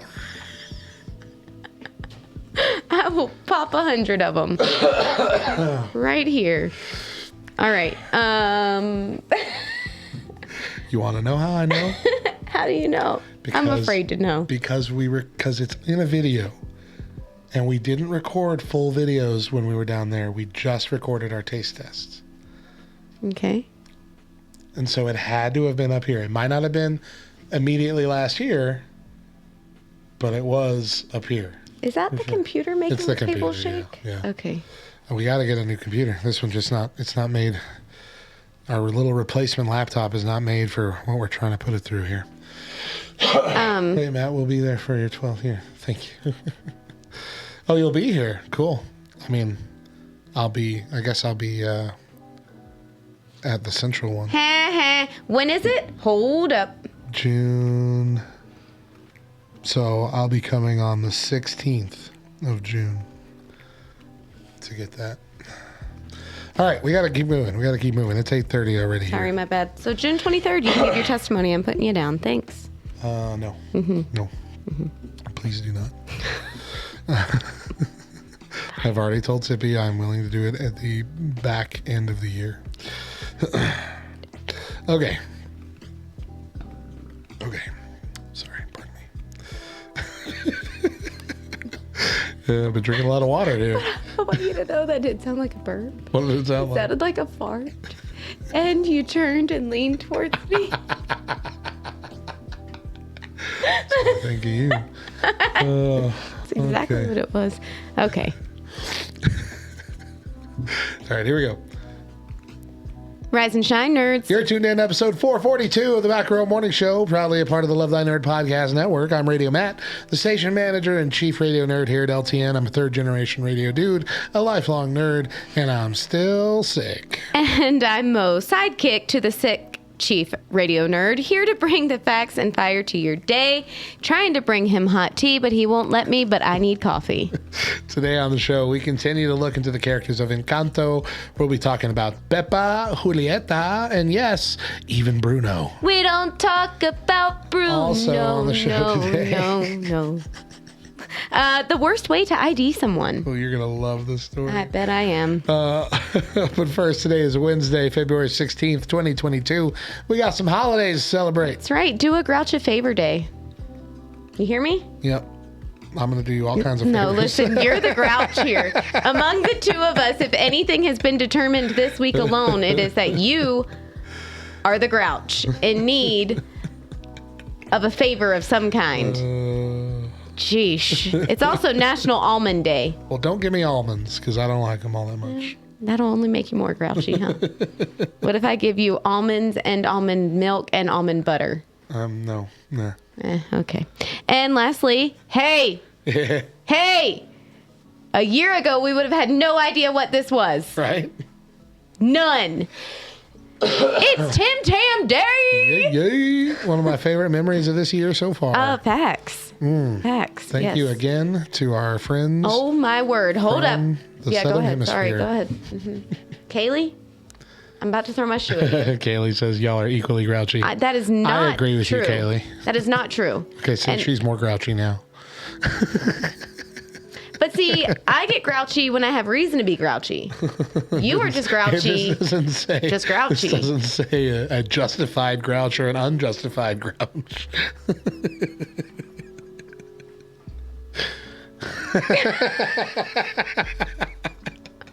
The looks. The Whatever. looks. When do I give you looks? You the only looks just only looks I give you are like, what is wrong with you? Which I did. We posted a TikTok last week of you talking about how if you're not watching the Twitch show and listening to the podcast, that it's like only eating the crust of the pizza, the best part of the pizza. And when I realized that it wasn't a mistake, that you were serious, the look I gave you was just so like, are you mental? It's like, no.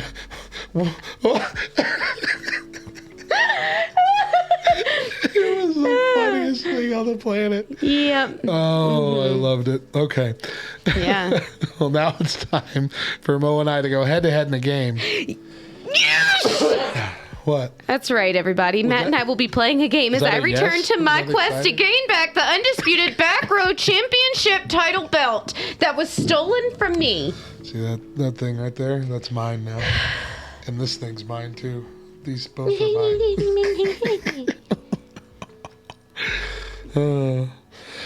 Hey, Kaylee! What the heck? Thank you, Kaylee. Can you Kaylee's being There's a friendly button in over chat. there that you can ban her from chat. Not banning her from chat. Ban. You are no longer my future daughter-in-law. Oh, dip. She's trying to tell me I'm the grouch in this relationship here. Mo, do you want to read your line, or are we just going to sit here in perpetual stillness? I'm not perpetually still. I did read my line. You Did didn't. you? Yes. Oh, dip. I'm sorry. I said dip twice.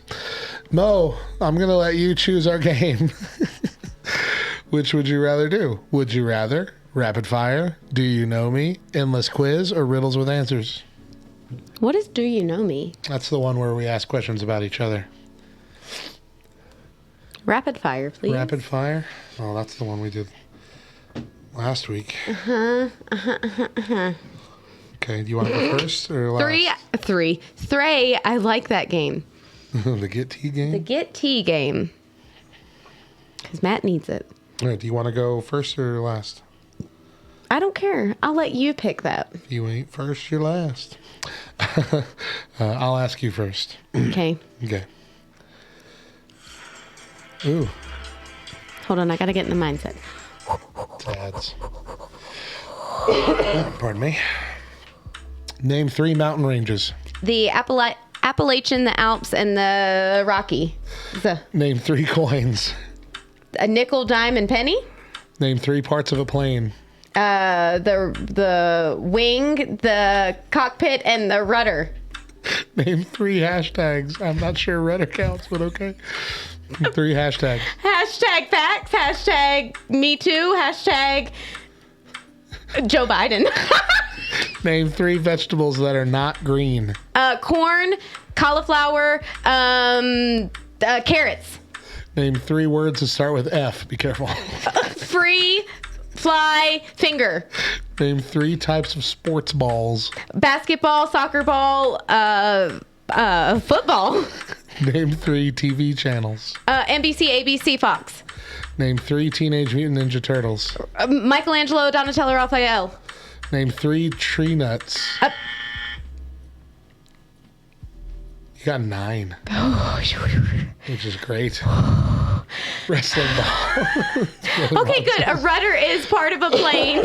Okay. Okay. All right, good. Man, I'm sweating. All right, are you ready? Are you ready? I'm ready. Okay. Name 3 types of fabric. Silk, cotton, polyester. Name 3 kinds of squash. No. Skip. Name 3 types of boats. Canoe, paddle boat, and yacht. Name 3 chip flavors. Sour cream and onion barbecue and original. Name 3 superheroes. Superman, Batman, Wonder Woman. Name 3 words that start with G. Good gracious golly. Name 3 Halloween costumes. A witch, a nurse, and a sexy nurse. That doesn't count. Name 3 types of trees. Oak, elm, pine. Name 3 coffee chains. Starbucks, Seattle's Best. Blackwater's not a chain. Nope. Yeah. I don't know. Dunkin' Donuts, Dunkin'. Name 3 brands of bottled water. Ozarka, Dasani, and Pure. Panhandle Pure. I get that one. So I got 8. All right. Good job. So that means next week Mo gets to challenge me in that same game. And if she beats me again, she gets the title back.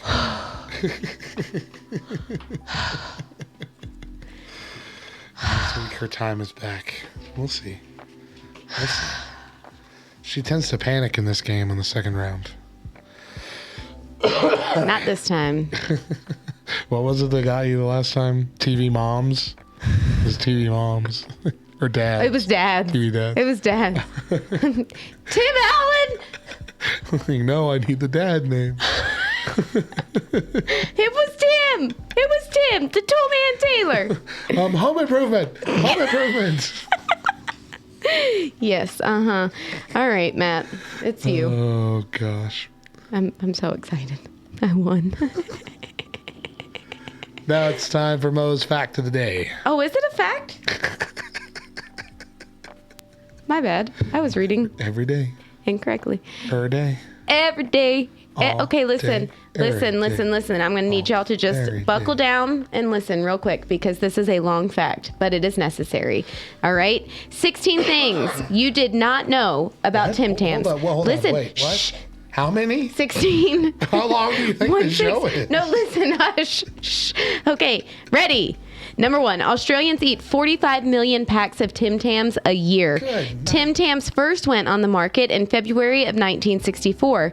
They were named after a horse that won the Kentucky Derby in 1958. The chocolate used to coat Tim Tams is supposed to have a slightly caramel taste. There is a cheese-flavored Tim Tam available in Indonesia. For the alcohol in the Tia Maria flavored biscuits to have any effect, you would need to eat several thousand of them. The Tim Tam factory in Sydney produces 3,000 biscuits a minute, and that's enough to feed one to every person in a packed house at ANZ Stadium every half an hour. 1 in every 2 Australian households contains a packet of Tim Tams. In the mid-90s, Kate Blanchett appeared in an ad for Tim Tams. Tim Tams are made by Arnott's, I don't know if I'm saying that right, a company owned by U.S. soup giant Campbell's. They are available for sale in the U.S., distributed by Pepperidge Farm, and mainly available at Target stores. Taylor Swift is a huge Tim Tam fan. For anyone unfortunate enough not to know, a Tim Tam slam is when you bite off the ends of the biscuit and use it as a straw to drink a warm beverage. It makes the chocolate all melty and gooey and perfect. Australians' favorite drink to use in a Tim Tam slam is coffee, followed by port and hot chocolate and Baileys. And then lastly, Tim Tams can also be used for construction. So wait, hold on. By port, do you mean wine? No, port is... Are they drinking wine through their chocolate cookies?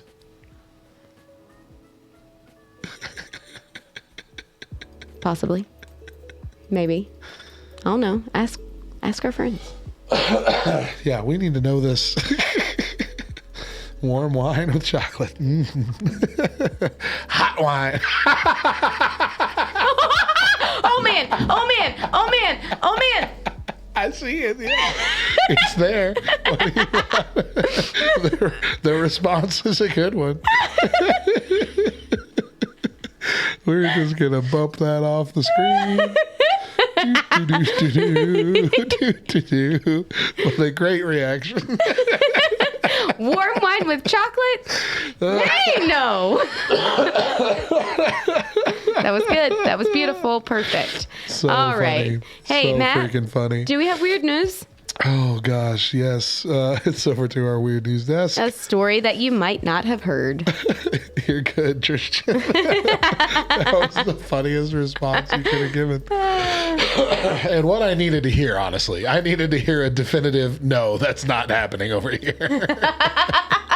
Because I was really worried. Really worried. Okay. All right, guys. The news story. This one's a whew. Oh no, shut up. What? Hold Don't up. read that. Don't Hold read up. the thing ahead. Scientists working on a toilet that identifies you by your butthole. Matt, I'm not okay with it. I know you're not. Researchers want to give the toilet a smart makeover, but we're not talking about heated seats or a bidet attachment.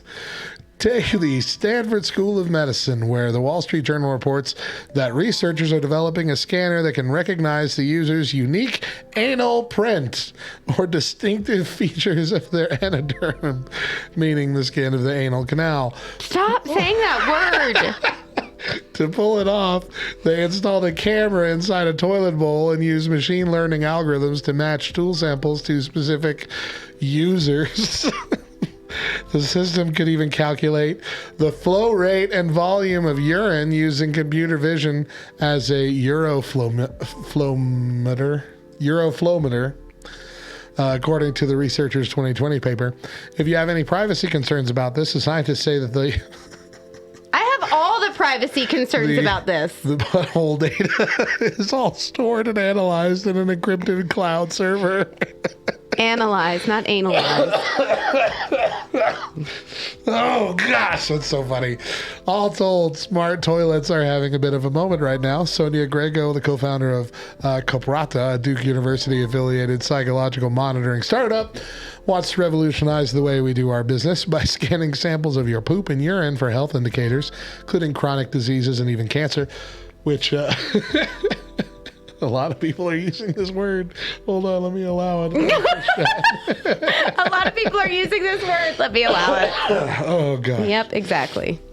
But anyway, this is actually pretty cool. Not the other one, but this one that we're talking about, this specific project, is setting up toilets that can actually, like, really analyze your samples for diseases.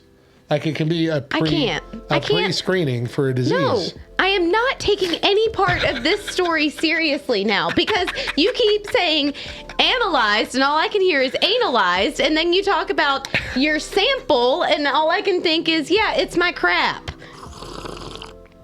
It is indeed.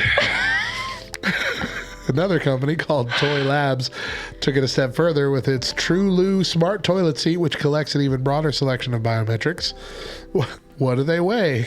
How are they sitting on the seat? Founder Vic Kashyap told The Guardian the seat can analyze stool samples using optical methods, looking at things like the volume, clarity, consistency, and color.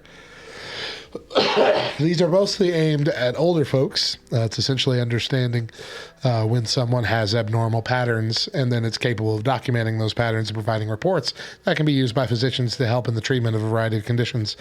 But as most Internet of Things devices, a major question looms: where does all that data go?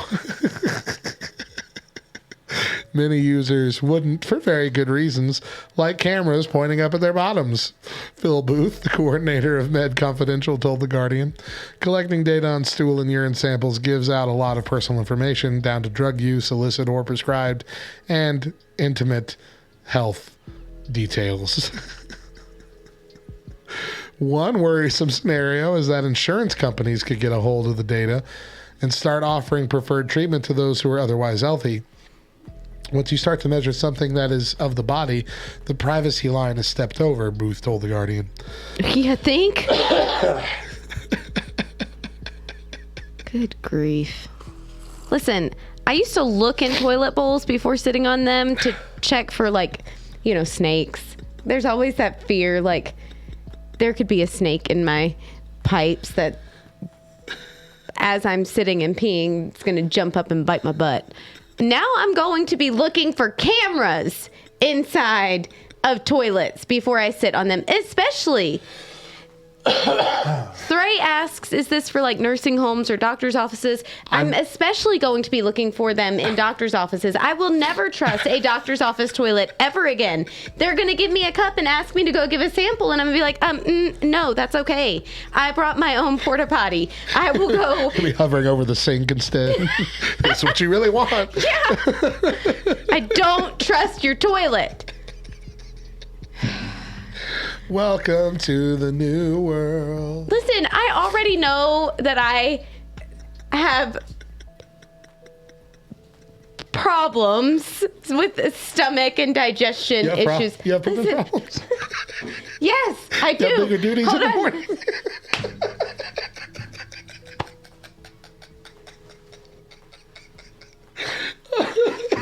Hold on. I mean, we did record that, right? Yes, we did. Most duties We have did. gotten bigger in the We mornings. did. No, they haven't. Anyway, my job duties have lightened up. responsibilities have gotten bigger in the morning. Anyway, listen, you're sitting over there talking about how it can be used for medical purposes and giving statistics and blah, blah, blah, blah, blah, yada, yada, yada. All that I can sit over here and think is, yeah, I already know that I have problems. Okay, well, I'm going to get this report that says cannot function and poop properly. And I'm going to look at it and go, well, no crap. Oh, gracious. Literally. No. Oriel's trying to find your quote. Do not eat children. Eat the children. There's a lot of fish in the sea. There it is. My duties have been getting larger in the mornings. My work responsibilities. Why didn't I say work responsibilities? Why did I say duties? Because it was one of the best clips that's ever come out of the show. Whatever. Can we end I this with the verse? realized what you said. Did you hear what she said, everybody?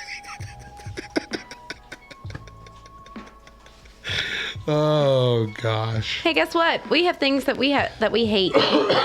We have things that we hate that we get to talk about. Hold on, you can't just talk about it like that. I It's can. a different segment here. Oh. Before we go, we want to share some things that we hate. I'm gonna let Go, you Matt. go first because I went first with the love. I don't remember. You don't know what you hate? There's a lot of things that I hate. I have a running list. I hate all things right now. Hold on. Oh gonna yeah, say mine 'cause icy you're gonna hot get in my mad. eye. Icy hot in my eye. I hate it. What? Icy Why hot do you in put my icy eye. hot in your eye? Not purposely. Good grief. I am at that age where icy hot is like my daily moisturizer. I use it all the time. Everything hurts and I'm dying, okay? So I wake up on a regular basis and have to put icy hot, like, it's not my shoulder, it's not my neck, this area right here. Whatever that is. Middle of your back, upper middle back. I don't know. whatever it Anyway, is. it hurts every morning when I wake up. And so before I go to do my makeup and get ready for the day, I have a little roller, an icy hot roller. I never even knew they had those. Yeah, so that you don't have Does it to look put like it on like a lint roller? No. Because that's what I'm imagining. Like a paint roller. No. Just roll it in the icy hot. Has Deidre used essential oils? No. Oh, She's not a never wacko. Ay, ay, ay. It's like a roller ball, like a deodorant roller. Thank you, KY. She hasn't like been do you remember the indoctrinated deodorant rollers that? Yeah, okay. Well, I So get it's like you. that. I get you. Yeah, But okay, it's icy hot, and so you roll it that way. You don't necessarily have to touch it to apply. Okay. Yeah. Well, for some reason, it never, ever, ever, ever, ever fails. Even using that stupid roller, some gets on my hand, and then I go to apply my makeup. And you don't notice that it's there until it's already happened. It's in my eye every morning. And it's the worst thing ever. Also, just recently, my 5th grade girls have been wearing Post-it notes on their foreheads that say icy hot. And so I had just had enough the other day, and I finally asked, listen, what's the deal with icy hot? This Why? is the look I gave you about the pizza thing, by the way. Well, it's the look that I know I've given every single one of them walking into the library with a stupid Post-it on their forehead that says icy hot. I don't get it. I need to know. They gave me some story Bullcrap response. about how they use icy hot. Okay, whatever. With one of them, I can believe it because she is a competitive gymnast. I do use icy hot. Is that Right. not what this means? But here's the thing. I straight asked them, listen, does icy hot, is that what boys call you when they think that you're pretty but a jerk? It makes sense, does it not? Icy hot. Yeah, yeah. They just kind of looked at me like I was dumb, but I still think I'm onto something. I think that that's really why they're wearing it. All right. I'm going to Anyway. give you the thing I hate, and you're going to be mad at me for it. And I used code on here so you wouldn't know what it was exactly. But peanut butter M&Ms. I hate them. You've been hyped. I haven't had them in over a decade. And you've been hyping them up with all your stories about how much you love them and how nobody gives you enough of them and how you would like to be buried in a I've never vat once of said peanut that. butter M&Ms. That's what I it want to feels be like. cremated. Thank you. Alongside a bag of peanut butter M&Ms. With a Yeah. bag of peanut butter M&Ms in your pocket. You want to be cremated. I bought a bag because I'm like, these got to be good, right? Mo loves them. I couldn't finish the bag. I'm like, this is awful. Then why didn't you These bring them taste to me? awful. You threw them away, didn't sure you? did, yeah. You're a jerk. You're a jerk.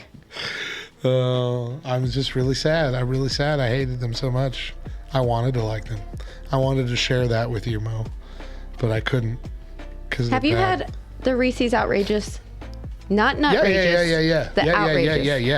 Yeah. I need to tell you that and the Take 5 has replaced peanut butter M&Ms. Okay. Yeah. We're in that together. At least, I mean, Take Fives are fine. But the outrageous bars, holy cow. Good. Holy It's so cow. good. Just it looks like a poop, and it's just a mishmash of terrible things, but it's so damn How good. did we circle back around?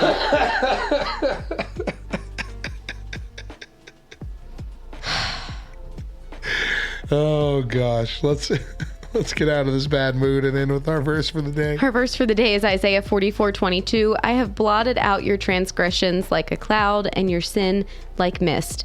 Return to me, for I have redeemed you. All right, one more to go, gang. Oh, Thray. What? Who? Thray, have you seen that there is a new candy bar called a Whozeewhatzit? Oh, that's the isn't the peanut butter equivalent of the Whatchamacallit? Oh, it's good. It's I really haven't had good. the guts to try that yet. Oh, 'cause it's I good. really like whatchamacallits. I love whatchamacallits. For some reason, I was reading Tad's comment as if there's a Camaro in the toilet. I was like, huh? Know where that corn came from?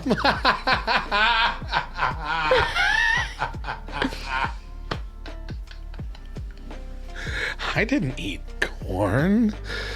But you did. Okay, make sure you have your article ready for your Yes. section here. Oh, hold on. Hold on.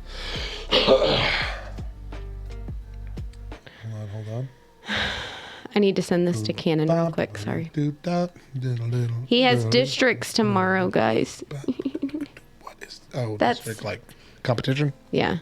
That if he wins enough of the matches tomorrow, he'll go to state. Good night, brother And Mod. wrestle We for love you. state. Sleep well. Good night, Brother Mod. Thanks for hanging out with us as long as you could. Okay. Got it? No. I thought that I put it in my notes when I just emailed it or Facebook messaged it to you, and that was it. All right, there we go. Burp. Okay. Rise and shine, nerds. You're tuned in to episode 440. I don't know where we were on the script, and it's at the beginning. 443 of the Back Row Morning Show, proudly a part of the Love Thy Nerd podcast network. I'm Radio Matt, the station manager and chief radio nerd here at LTN. I'm a third-generation radio dude and a lifelong nerd. You'd think after 443 episodes and 3 generations of radio dudeness, you would know what you were doing, but whatever. And I'm Mo, sidekick to the chief radio nerd, here to bring the facts and fire to your day. And that was a fact. Now, where's my coffee? You weirded me out the way you said that. That was a fact. Get on with the show, chief radio nerd. Today on the show, our final day of examining the characters of Encanto.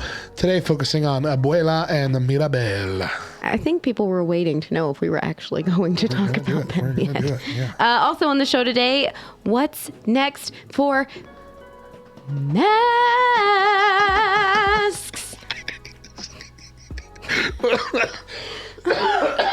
Got Nathan Lane up in here. Oh, goodness gracious. Are you okay? I'm not. right. But first, today is Thursday, February 17th, 2022. We got some holidays to celebrate. That's right, 2 holidays that Matt is going to poop all over. National Cabbage Day. I'm going to poop some cabbage. I don't know what you're talking about. You don't like cabbage. I'm fine with cabbage. Who said I don't like cabbage? My cabbages! That's an anime thing. Tell me you like cabbage. I like cabbage.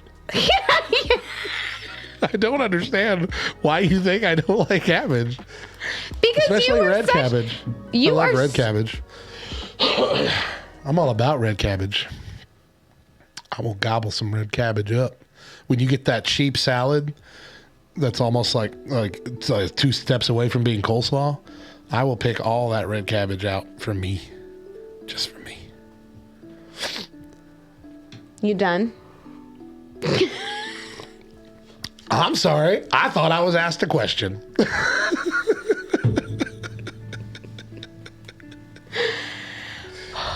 Sheesh.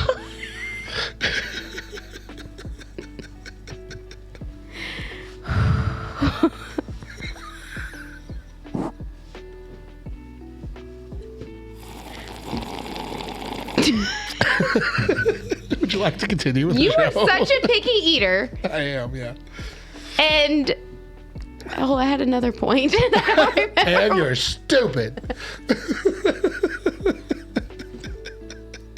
I don't remember. You're such a picky eater. That's my point. Gotcha. There's so many things that you don't like. I thought for sure cabbage was one of them. Golly. Look, you rolled the dice, you got snake eyes. What do you want from me here? Anyway, here, poop all over this one. It's Random Acts of Kindness Day. Tell me why we shouldn't celebrate this. We should. We should. We should start by watching Evan Almighty. Start the day by watching Evan Almighty and then go do Random Acts of Kindness. Because that's what that movie's about. Mm-hmm. And it's a really good... I mean, I won't say it's a really good movie, but it's a good enough movie. Good enough. That's what we settle for now. It is the world we live in. All right. Go, Matt. Go, Matt, go. Well, normally, this would be the time that I bring in a rant. But since currently the thing that's upsetting me the most is the sound of my own raspy voice, I've asked Mo because that couldn't have happened in the voice. I've asked Mo to take over this section for me today. All right, guys. So listen, She's ready. She's been ready for this. I've got an article here that was posted back in 2016. All right, so it's 6 years old at this point. Minute. It's been a hot minute. Man, that's 6 years ago. Golly. Yeah, but the truth of it still is very applicable today. Are you listening? Acapulco. Are you listening? I'm listening. I'm ready. Stereotypically, we would believe that women's public toilet facilities are cleaner than men's. However, in a recent, and again, this was in 2016, in a recent study comparing men's and women's washrooms, it was discovered that men's were 1.5 times cleaner than their female counterparts. However, female washrooms were contaminated with E. coli to a much greater extent. The women's toilet facilities were 3 times more likely to be contaminated with E. coli compared to the sinks in men's restrooms. Matthew, here's the thing. I went into my school bathroom. I went into my school bathroom to use the facilities. Okay? In between my morning duties. You're welcome. And? Quite honestly, I was appalled. If given the opportunity, I will use the men's bathroom before I use the women's. Hands down, every single time. I go in and there is like little pieces of toilet paper that like were pulled off and left on the floor in this weird line around the toilet. There's hair everywhere. From everywhere. The trash can is overflowing with paper towels. The sink is covered in like makeup spots, and it looks like where they may have brushed their teeth in the toilet. In the toilet? In the Brushing their toilet. teeth in the toilet? In the toilet I'd be room. appalled too. The women at my school are using the bathroom as if it's their own home bathroom. And it's driving me crazy. I can't deal. I cannot deal. And I don't know who it is. And sadly, in a school, we have a lot more women than we have men in the building. Yeah. And so I can't just like make an assumption as to, oh, it's probably that woman. No, I can't. I can't pinpoint it and figure it out, because if I could, I sure enough would walk into the room and be like, hey, do all that business at home, not here. I don't want to see all your stuff in the sink and on the floor. Yeah. As soon as you read that, I'm like, yeah, any janitor will tell you that the women's bathrooms are far worse than the men's. As being the janitor here at this church for the last I don't know how long it's been, 5-6 years. It's been a while. I have only come across 2 instances where there has been poop smeared all over the toilet. And guess what? Both times in the women's bathroom. Okay, so, but I feel like yours may be a little more, because it's a women's bathroom, chances are that a child is going to go into the women's bathroom. But boys poop too. But that's not happening in the boys' room. No, but I'm saying, like, there's a greater likelihood that the mom went in there with the kid. So the kid's got to use the bathroom. Okay, come on, let's go to the bathroom. And so that's why it's in the women's bathroom. Listen, I'm just really hoping that you're saying it could be any gendered child. Right. I see what you're saying. Yeah. That's a possibility, but at the same time, if that was the case, why would the mom leave all the poop all over the toilet? Yeah. So either way, it's the woman's fault. So in another article that I read, they kind of hinted, whatever, to the fact that women are always in such a rush that's why their bathrooms tend to look the way that they do. I kind of wondered if maybe it was because women are always like, I'm going to be the one to clean it anyway. It's fine. I can see that at home. Yeah. Yeah. Daedra's very messy at home in our bathroom, but that's because she knows, well, I'll pick all this stuff up later today or whatever, before bed. It's annoying because I'm big, and so I walk in there and I knock all the crap off the sink while I'm just trying to get to the toilet. But still, I understand that at home. But yeah. I don't think that's a valid excuse. I cannot. In public, yeah. Truthfully, I cannot come up with a valid excuse. And this is coming from a woman. There is no reason that we should be as disgusting as we are in public restrooms. None. And yet we are. I don't get it. Yeah, people are gross. Yeah, women are gross. I read a whole thread on, I think it was Reddit, a while back, of men who pee in the sink everywhere they go. Like if it's bathrooms that don't have urinals, you're like, I'm just gonna pee in the sink. And then there's a whole group of people out there who genuinely think it's normal to take a deuce in the shower and stomp it down the drain.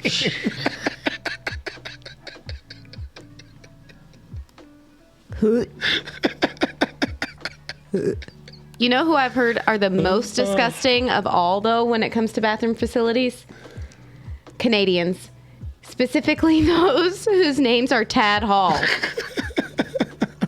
For those listening who might be in Canada, because you're one of our radio station approved listening zones.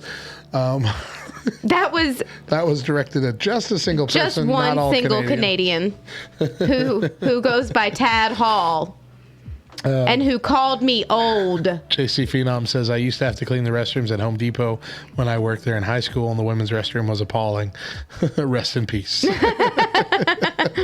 Yeah. Yeah, I don't get it, ladies. You're just wearing this facade that that you're the cleaner gender here. We're not. And then when the doors are closed and you know no one's going to know it was you. All the stuff comes out. Gross. All the stuff comes out. Yep, you're welcome. Oh, all right, Matt. Now it's time for Mo's. Sorry, I had a cough there. That's why it took so long. Fact of the day. That's not why it took so long. All right. Being kind is physically beneficial to your health. About half of the participants in one study reported that they feel stronger and more energetic after helping others. Many also reported feeling calmer and less depressed with increased feelings of self-worth. Furthermore, people who volunteer tend to experience fewer aches and pains. Giving help to others protects overall health twice as much as aspirin protects against heart disease. Wow. People 55 and older who volunteer for 2 or more organizations have an impressive 44% lower likelihood of dying early. And that's after sifting out every other contributing factor, including physical health, exercise, gender, habits like smoking, marital status, and many more. This is a stronger effect than exercising 4 times a week or going to church. And lastly, like most medical antidepressants, kindness stimulates the production of serotonin. This feel-good chemical heals your wounds, calms you down, and makes you happy. I've always heard that it's like healthy for you, but I've never like heard the facts and statistics behind it. That's pretty cool. Yeah. Mm-hmm. That's pretty neat. You're welcome. Now it's over to our weird news desk. Here's a news story you might not have heard. Now, this is not... Wait. Okay, yeah. This is just like last time we were here. This is not meant to be political commentary. Yeah, here we go. We're talking about masks. Hey, I think now's a good time for me to go make us tea. Scientists find putting pantyhose on your head makes your mask safer. After testing 7 ways to make masks seal better around the face, researchers found that a pair of hosiery does the trick best. So this was really about trying to close up the gaps in the masks. Yeah. Because, the problem with masks, which has been a problem since the beginning, and no one wanted to acknowledge it, is that even if the air is not coming out the front, it's still coming out the sides and the ups and the downs. They're not face sealed tight kind of stuff. And so they were trying to, how do we make this better? How can we make this work? How can we make this worse? It'd be worse for everybody. But, yeah. So they tried several different options. They tried taping the edges of the mask to someone's face, which would not work for anyone with like a beard. It would not work for anyone at all. Don't put tape on your face. They tried filling the sides of the mask with gauze. Like I was told that's how you could stop it from fogging up your glasses. Put some gauze or even just like a rolled up tissue in the top. It didn't work. Nothing works. Nothing works to keep your glasses from being fogged up. Absolutely nothing. There are ways you can maneuver it to where the fog doesn't hit your glasses, but it only lasts as long as you don't move. Binding the mask to the face with gauze, also known as the mummy method. Oh, that sounds like a great idea. Wrap gauze around your face. Putting a knot in the ear loops, which is the most common, where you just tighten hurts. it up. Yeah, it hurts. Rubber bands around the front to create a brace against the mouth. So wearing rubber bands through your ears, so that's covering that. That is going to hurt even more when it pops. And then taking a slice of pantyhose, roughly the size of your, kind of like about the size of like a gator would be on your face, and putting that over the mask. And all of these were better than nothing when tested by measuring the concentration of particles inside and around the mask. But the one that created the best seal was the pantyhose. I'm not doing it. I'm not. You are not going to force me to put tape on my face. You're not going to force me to wear pantyhose. You're not going to force me to put gauze. No, I'm not doing it. I'm not doing it. Listen, I have never in my life felt more like women of the 60s when they wanted to burn their bras than what I do right now. I am burning every single mask. You're not going to make me. I don't care. It was not supposed to be political, but it got political. I'm not doing it. However, the researchers wrote the pantyhose caused high levels of discomfort as well as issues speaking and occasional obstruction of the eyes. For most of the hacks, comfort was a big issue. The rubber bands, for example, tended to put painful pressure on the ears and face to the point where they hindered circulation to the ears. However, using an effective but uncomfortable hack may be good sense in some high-risk situations where the discomfort is worth it for the added protection, but it would be harder to wear these hacks day in and day out. So, I mean, this is not something that people are like advocating that we're going to do. This is not like the next step that the CDC is going to recommend. You wait. But I'm over it. It's interesting. I really think this really was born out of hacks that actual people were trying already themselves to make their masks a little bit more airtight. They're like, let's see which one of these is actually better. But the way it's all been reported is scientist says put pantyhose on your face. And I think that's a bit of a misleading headline because, again, nobody's really advocating you do this. None of the studies are. But it's interesting. Please don't tell my state government this. Look, I feel exactly the I'm same. sorry. Yeah, Australia. Yeah. Y'all having it a bit rougher than us. Like y'all in Canada. I feel sorry for all y'all. Okay, I got to turn it for just a second. You got to what? I got to turn it. Flip it and reverse it. It's your flamin'. Okay. It's a year of buying a chrysanthemum. That's what I heard. That's not what I said. What is the name of the show? I don't remember. Anyway, there is a show. It was very short-lived, maybe 2 or 3 seasons, but there's an episode where one of the characters was afraid of getting, while sleeping, spiders getting in their ears and laying eggs, and so they sleep with pantyhose over their head. And so when you first read it, that's all that I could think of. But now that's also all that I can think of. That maybe I need to sleep with pantyhose on my head. Oh, the old spider thing. That doesn't really happen all that often. It doesn't all that often. And we do not eat 12 spiders a year in our sleep. That's not a real thing. Anyway, that's the story. That's the story. And he's sticking to it. Before we go, we're going to answer an Ask Us Anything question from Twitch. Twitch, get your questions in. It's been an interesting week. Had a lot of good things to talk about. Encanto, of course, was the highlight. Oh, I heard Encancer, of course, was the highlight. No, Cancer's We never didn't the even highlight. talk about that, Matt. Encanto is the highlight. What's a candy you loved as a kid but can't stand now? Oh, that's a good question, KY. Okay. What is a candy that you loved as a kid but you can't stand now? When I was a child, I thought like a child. I reasoned like a child. Okay. I got mine already. Peach rings. Ugh. When I was a kid, I loved peach rings. I liked apple rings more, but I liked the peach rings just fine. I hate them now. I want to gag. I gag when I see the peach rings. I don't know what candy I liked as a kid and hate now. Oh, Cadbury cream eggs. Oh, that too. Yeah, that's KY's answer. Cadbury cream eggs. I can't eat those. I can eat the caramel ones, not the normal ones. Nope. Nope. Give me a second to Google candy of the 90s. All right, while she's doing that, I'll answer Tad Hall's question. What VHS did you wear out the most as a kid? Good Burger. Tad, you know what a VHS is? What is this weird brick? Brick filled with tape? I love Fruit by the Foot. Oh, gosh. Fruit by the Foot's still delicious. I had some a couple months ago from the youth room. Okay, I think I got one. Okay. Okay.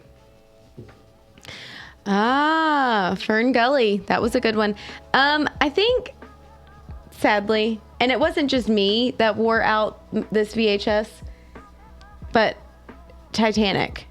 And it was the 2 cassette. Yeah, it was the 2 DVD, 2 tapes. But there's the episode. Good grief. There's the scene where they are... Oh, we all know the scene, Mo. Where it's actually before that We all know the scene that the boys ruined the tape for. No, so it was my younger brother who played out the tape, and it wasn't for that scene. He was like 4 at the time. Oh, okay. And it's the scene where they're doing the Irish dancing. Okay. And it played at the end of the first cassette with a little bit at the beginning of the second cassette. Like you had to watch it. You had to split your watching time between the 2 cassettes. Yeah. And so the end of the first cassette was always messed up, and the beginning of the second cassette was always messed up because my brother would rewind and rewind and rewind and rewind to those specific parts every time. Anyway. Yeah. Are you ready? I know my candy. What's your candy? Are we saying it now? I already said my mine. bad. Airheads. Oh, you don't like Airheads anymore? Matt, here's the thing. I loved Airheads. Back in my softball days, I used to eat Airheads all the time. I had some not too long ago. My kids love Airheads, but I just had one last week. Our old secretary brought in this huge goodie basket of Valentine candy and treats and stuff. Yeah. One of the things was the little itty bitty Airheads, like fun size Airheads. Yeah. I was like, perfect. I can eat one of these. I go to take a bite and it is hard as a rock. Yeah. Like You got a about hard one. pulled my teeth out. I'm sitting there like, That just means you got a stale one. Chewing. That's not how they normally are. but it wasn't stale. They were brand new. How could they have been stale? They were Valentine's ones. Maybe they just got, well, they send out those Valentine's things at the end of Christmas. Pretty much all Valentine's candy is stale by the time Valentine's Day rolls around. You just like pooped all over my point. I'm giving you hope. Yeah. Go try an Airhead from the stove. I guess so. Maybe. Get one from the checkout line. I just felt like Phoebe on Friends when she tries saltwater taffy for the first time. Absolutely one of my favorite episodes, favorite scenes from an episode when she's trying saltwater taffy and she's like chewing and it's getting stuck in her teeth and she's like, what the mother of is this stuff? And then she finally, oh, that's actually really nice. That's delightful. Yeah. It's exactly what I felt like. Kaylee, there's only one Titanic movie. Just the one. It's just got 2 tapes because it was long. Yeah. It was too much movie for one tape. Yeah. But don't watch it yet. It's a good movie, but be older. I mean, she's old enough at this point. I guess if she was a boy, I'd still say wait. Yeah. But then again, this is a new time. They've probably seen worse by now with no problem. If you've not Makes me sad. seen worse I'm scared. by now. I'm so scared of raising these 2 boys as they get closer to puberty and stuff. It's not as bad as it seems. I know. I'm just scared of it. I'm just scared. Luckily for you, you have a good friend that will have. Well, honestly, no, never mind. Because by the I don't time have any friends. That's what it sounded like. You have a good friend. Actually, never mind. You don't have any friends. Don't kick me. Stop it. Stop. push you out of the chair is what I'm gonna do, and watch you squirm to try and get up in this tiny little cubby of a space. Very small space. Yeah, I'm not gonna help you either. All that I was saying Random was, act of kindness day. and all that I was saying was, by the time your boys get to that age, my boys will have already been out of it by like almost 10 years, and so I won't have any advice for you that will be relevant at that point. It'll be completely different. Dad's comment. Mom, Dad, stop fighting. I love you both.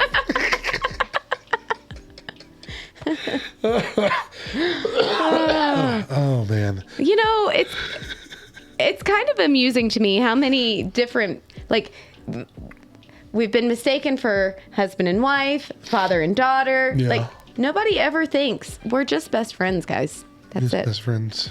No one makes that assumption. No, never. But that's because this is the world that we live in. You can't be friends. Can't be friends with anybody. They made a whole TV series about that called How I Met Your Mother. There's a whole show just about how those 2 people couldn't be friends. And Oh my gosh. What? I have been saying for years that How I Met Your Mother is just Friends. It's just like the new Friends. That's all that it is. When really, when you think about it, it really is just the new Friends. Tell me how it's not, okay? How I Met Your Mother just proved that Friends cannot just be friends. Like, that was their whole premise behind it. That was their whole reasoning for doing the show. We need to have a whole show on this. Those having epiphanies. We need to have a whole show on television shows that contradict their past television counterpart. Okay. Can we do that? We'll work something out. You get on it. Mo needs a conspiracy theory segment. No, that's every segment. I do that at least once weekly. With those news stories that Mo doesn't like. Yeah, always. Let's end with our verse for the day. Our verse for the day is Romans 14:8. For if we live, we live to the Lord, and if we die, we die to the Lord. So then, whether we live or whether we die, We are the Lords. All right, gang. We're already past the 3-hour mark, so I know we ran long today, but let's really quickly do our taste test. It's my turn. Taste test challenge. I have brought us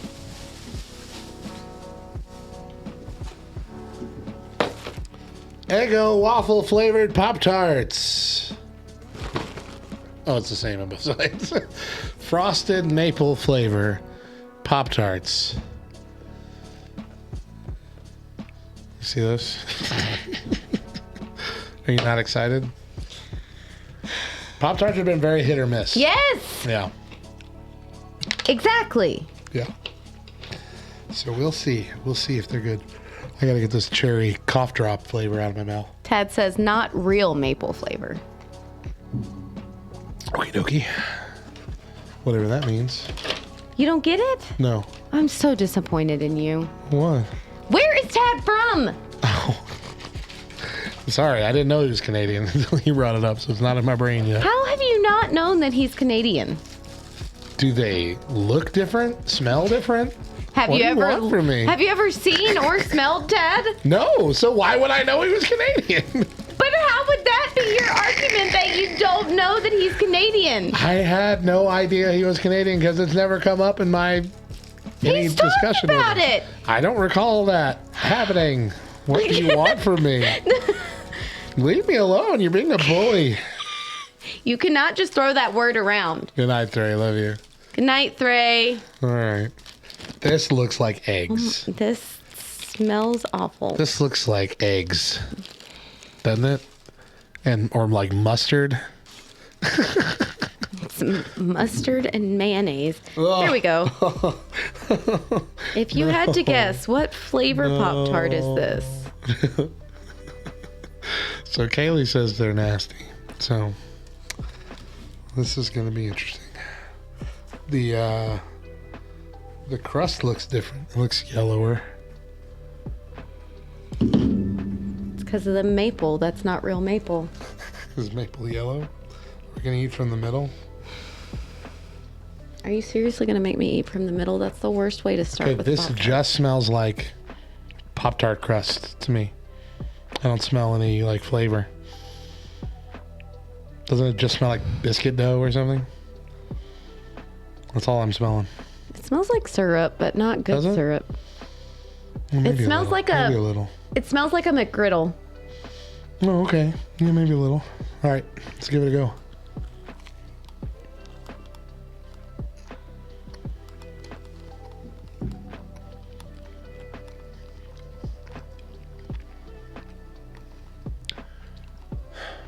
There's nothing.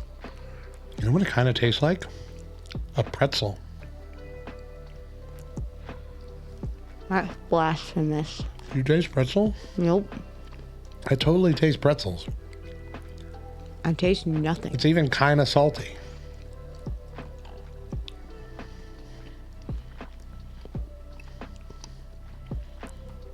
I legit taste pretzels. It's really weird. It doesn't taste like waffle at all. Folly. Shall we? Shall we?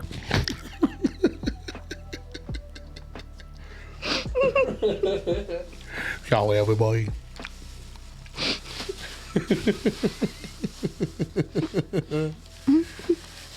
Yeah. Hold on. They're falling pieces. My favorite part of a Pop-Tart is the side crust. No! I will not have this discussion again. The side crust, the unfrosted garbage edges that my children make me peel off of their Pop-Tarts Yes. is your favorite part of the Pop-Tart. Yes, No. because No. No. There's nothing you can say that would justify. it is because you get just a little bit of the frosting. And that part of the frosting is crunchy. It's not like soft like the center frosting is. And the crunchiness of the frosting is better than the center part. I have my opinion. I like what I like. Let your kid keep making you tear it off. Just save me. Put them in a bag. Here's all the Pop-Tart edges for Mo. We're going to just start swiping all the Pop-Tart edges, all the leftover pizza crusts. Sometimes my kid will take garlic bread and just hollow out the bread and just leave the edges. Uh-huh. I'll shove it all in a bag for you. See? And after this a month, is the crunchy part. It is the best part. It really is. Well, what do you taste? Oh, nothing. This is the best part of the nothing that I'm tasting. Exactly. Yeah, okay. So those are a leave it. They're not bad. They're not bad. They're just not good. I'm not going to spend my money on them. Yeah. So here's a fun fact, KY. My kids did not eat Pop-Tarts growing up when they were little. Because we went to a WIC appointment when Topher was like 3. And at this WIC appointment, there was one of those big, what are they called? Trifold, like science experiment. Yeah. Science project boards. Where they had all kids' favorite snacks and then the grams of sugar. No, not Wicca appointment. WIC.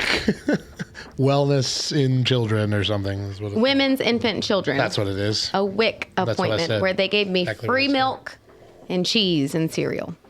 And I did not feel bad about taking it because my husband signed his life away to the military. And yet we still qualified for WIC. Anyway, all that to say, they had these Ziploc bags with the grams of sugar for each like childhood favorite snack in this Ziploc bag for a visual for you to see it. And Pop-Tarts had the most grams of sugar. 30. Uh-huh. Like in the little Ziploc bag, it was 2 pastries. In the little Ziploc bag, it was more over halfway full of sugar. And my little 3-year-old Topher looks up at that Ziploc bag and goes, "Oh my gosh, Mom, I'm never eating Pop-Tarts." Sadly, s'mores Pop-Tarts are his favorite snack now. Fast forward to now, and he's complaining you never buy him s'mores Pop-Tarts anymore. I know, and I'm like, I don't buy you s'mores Pop-Tarts because I still inwardly hope that 3-year-old is going to come out and influence you. So, well, thank you everyone for joining us tonight. Stick around for our raid. We're going to raid somebody. I don't know who, but we'll do it after I get the camera off of us. It'll earn you some more nerd cred on our channel and give the next channel a follow and some encouragement. Once again, I'm Radio Matt. And I'm Mo. And if nobody else tells you, we promise it's true. Jesus loves you, nerd.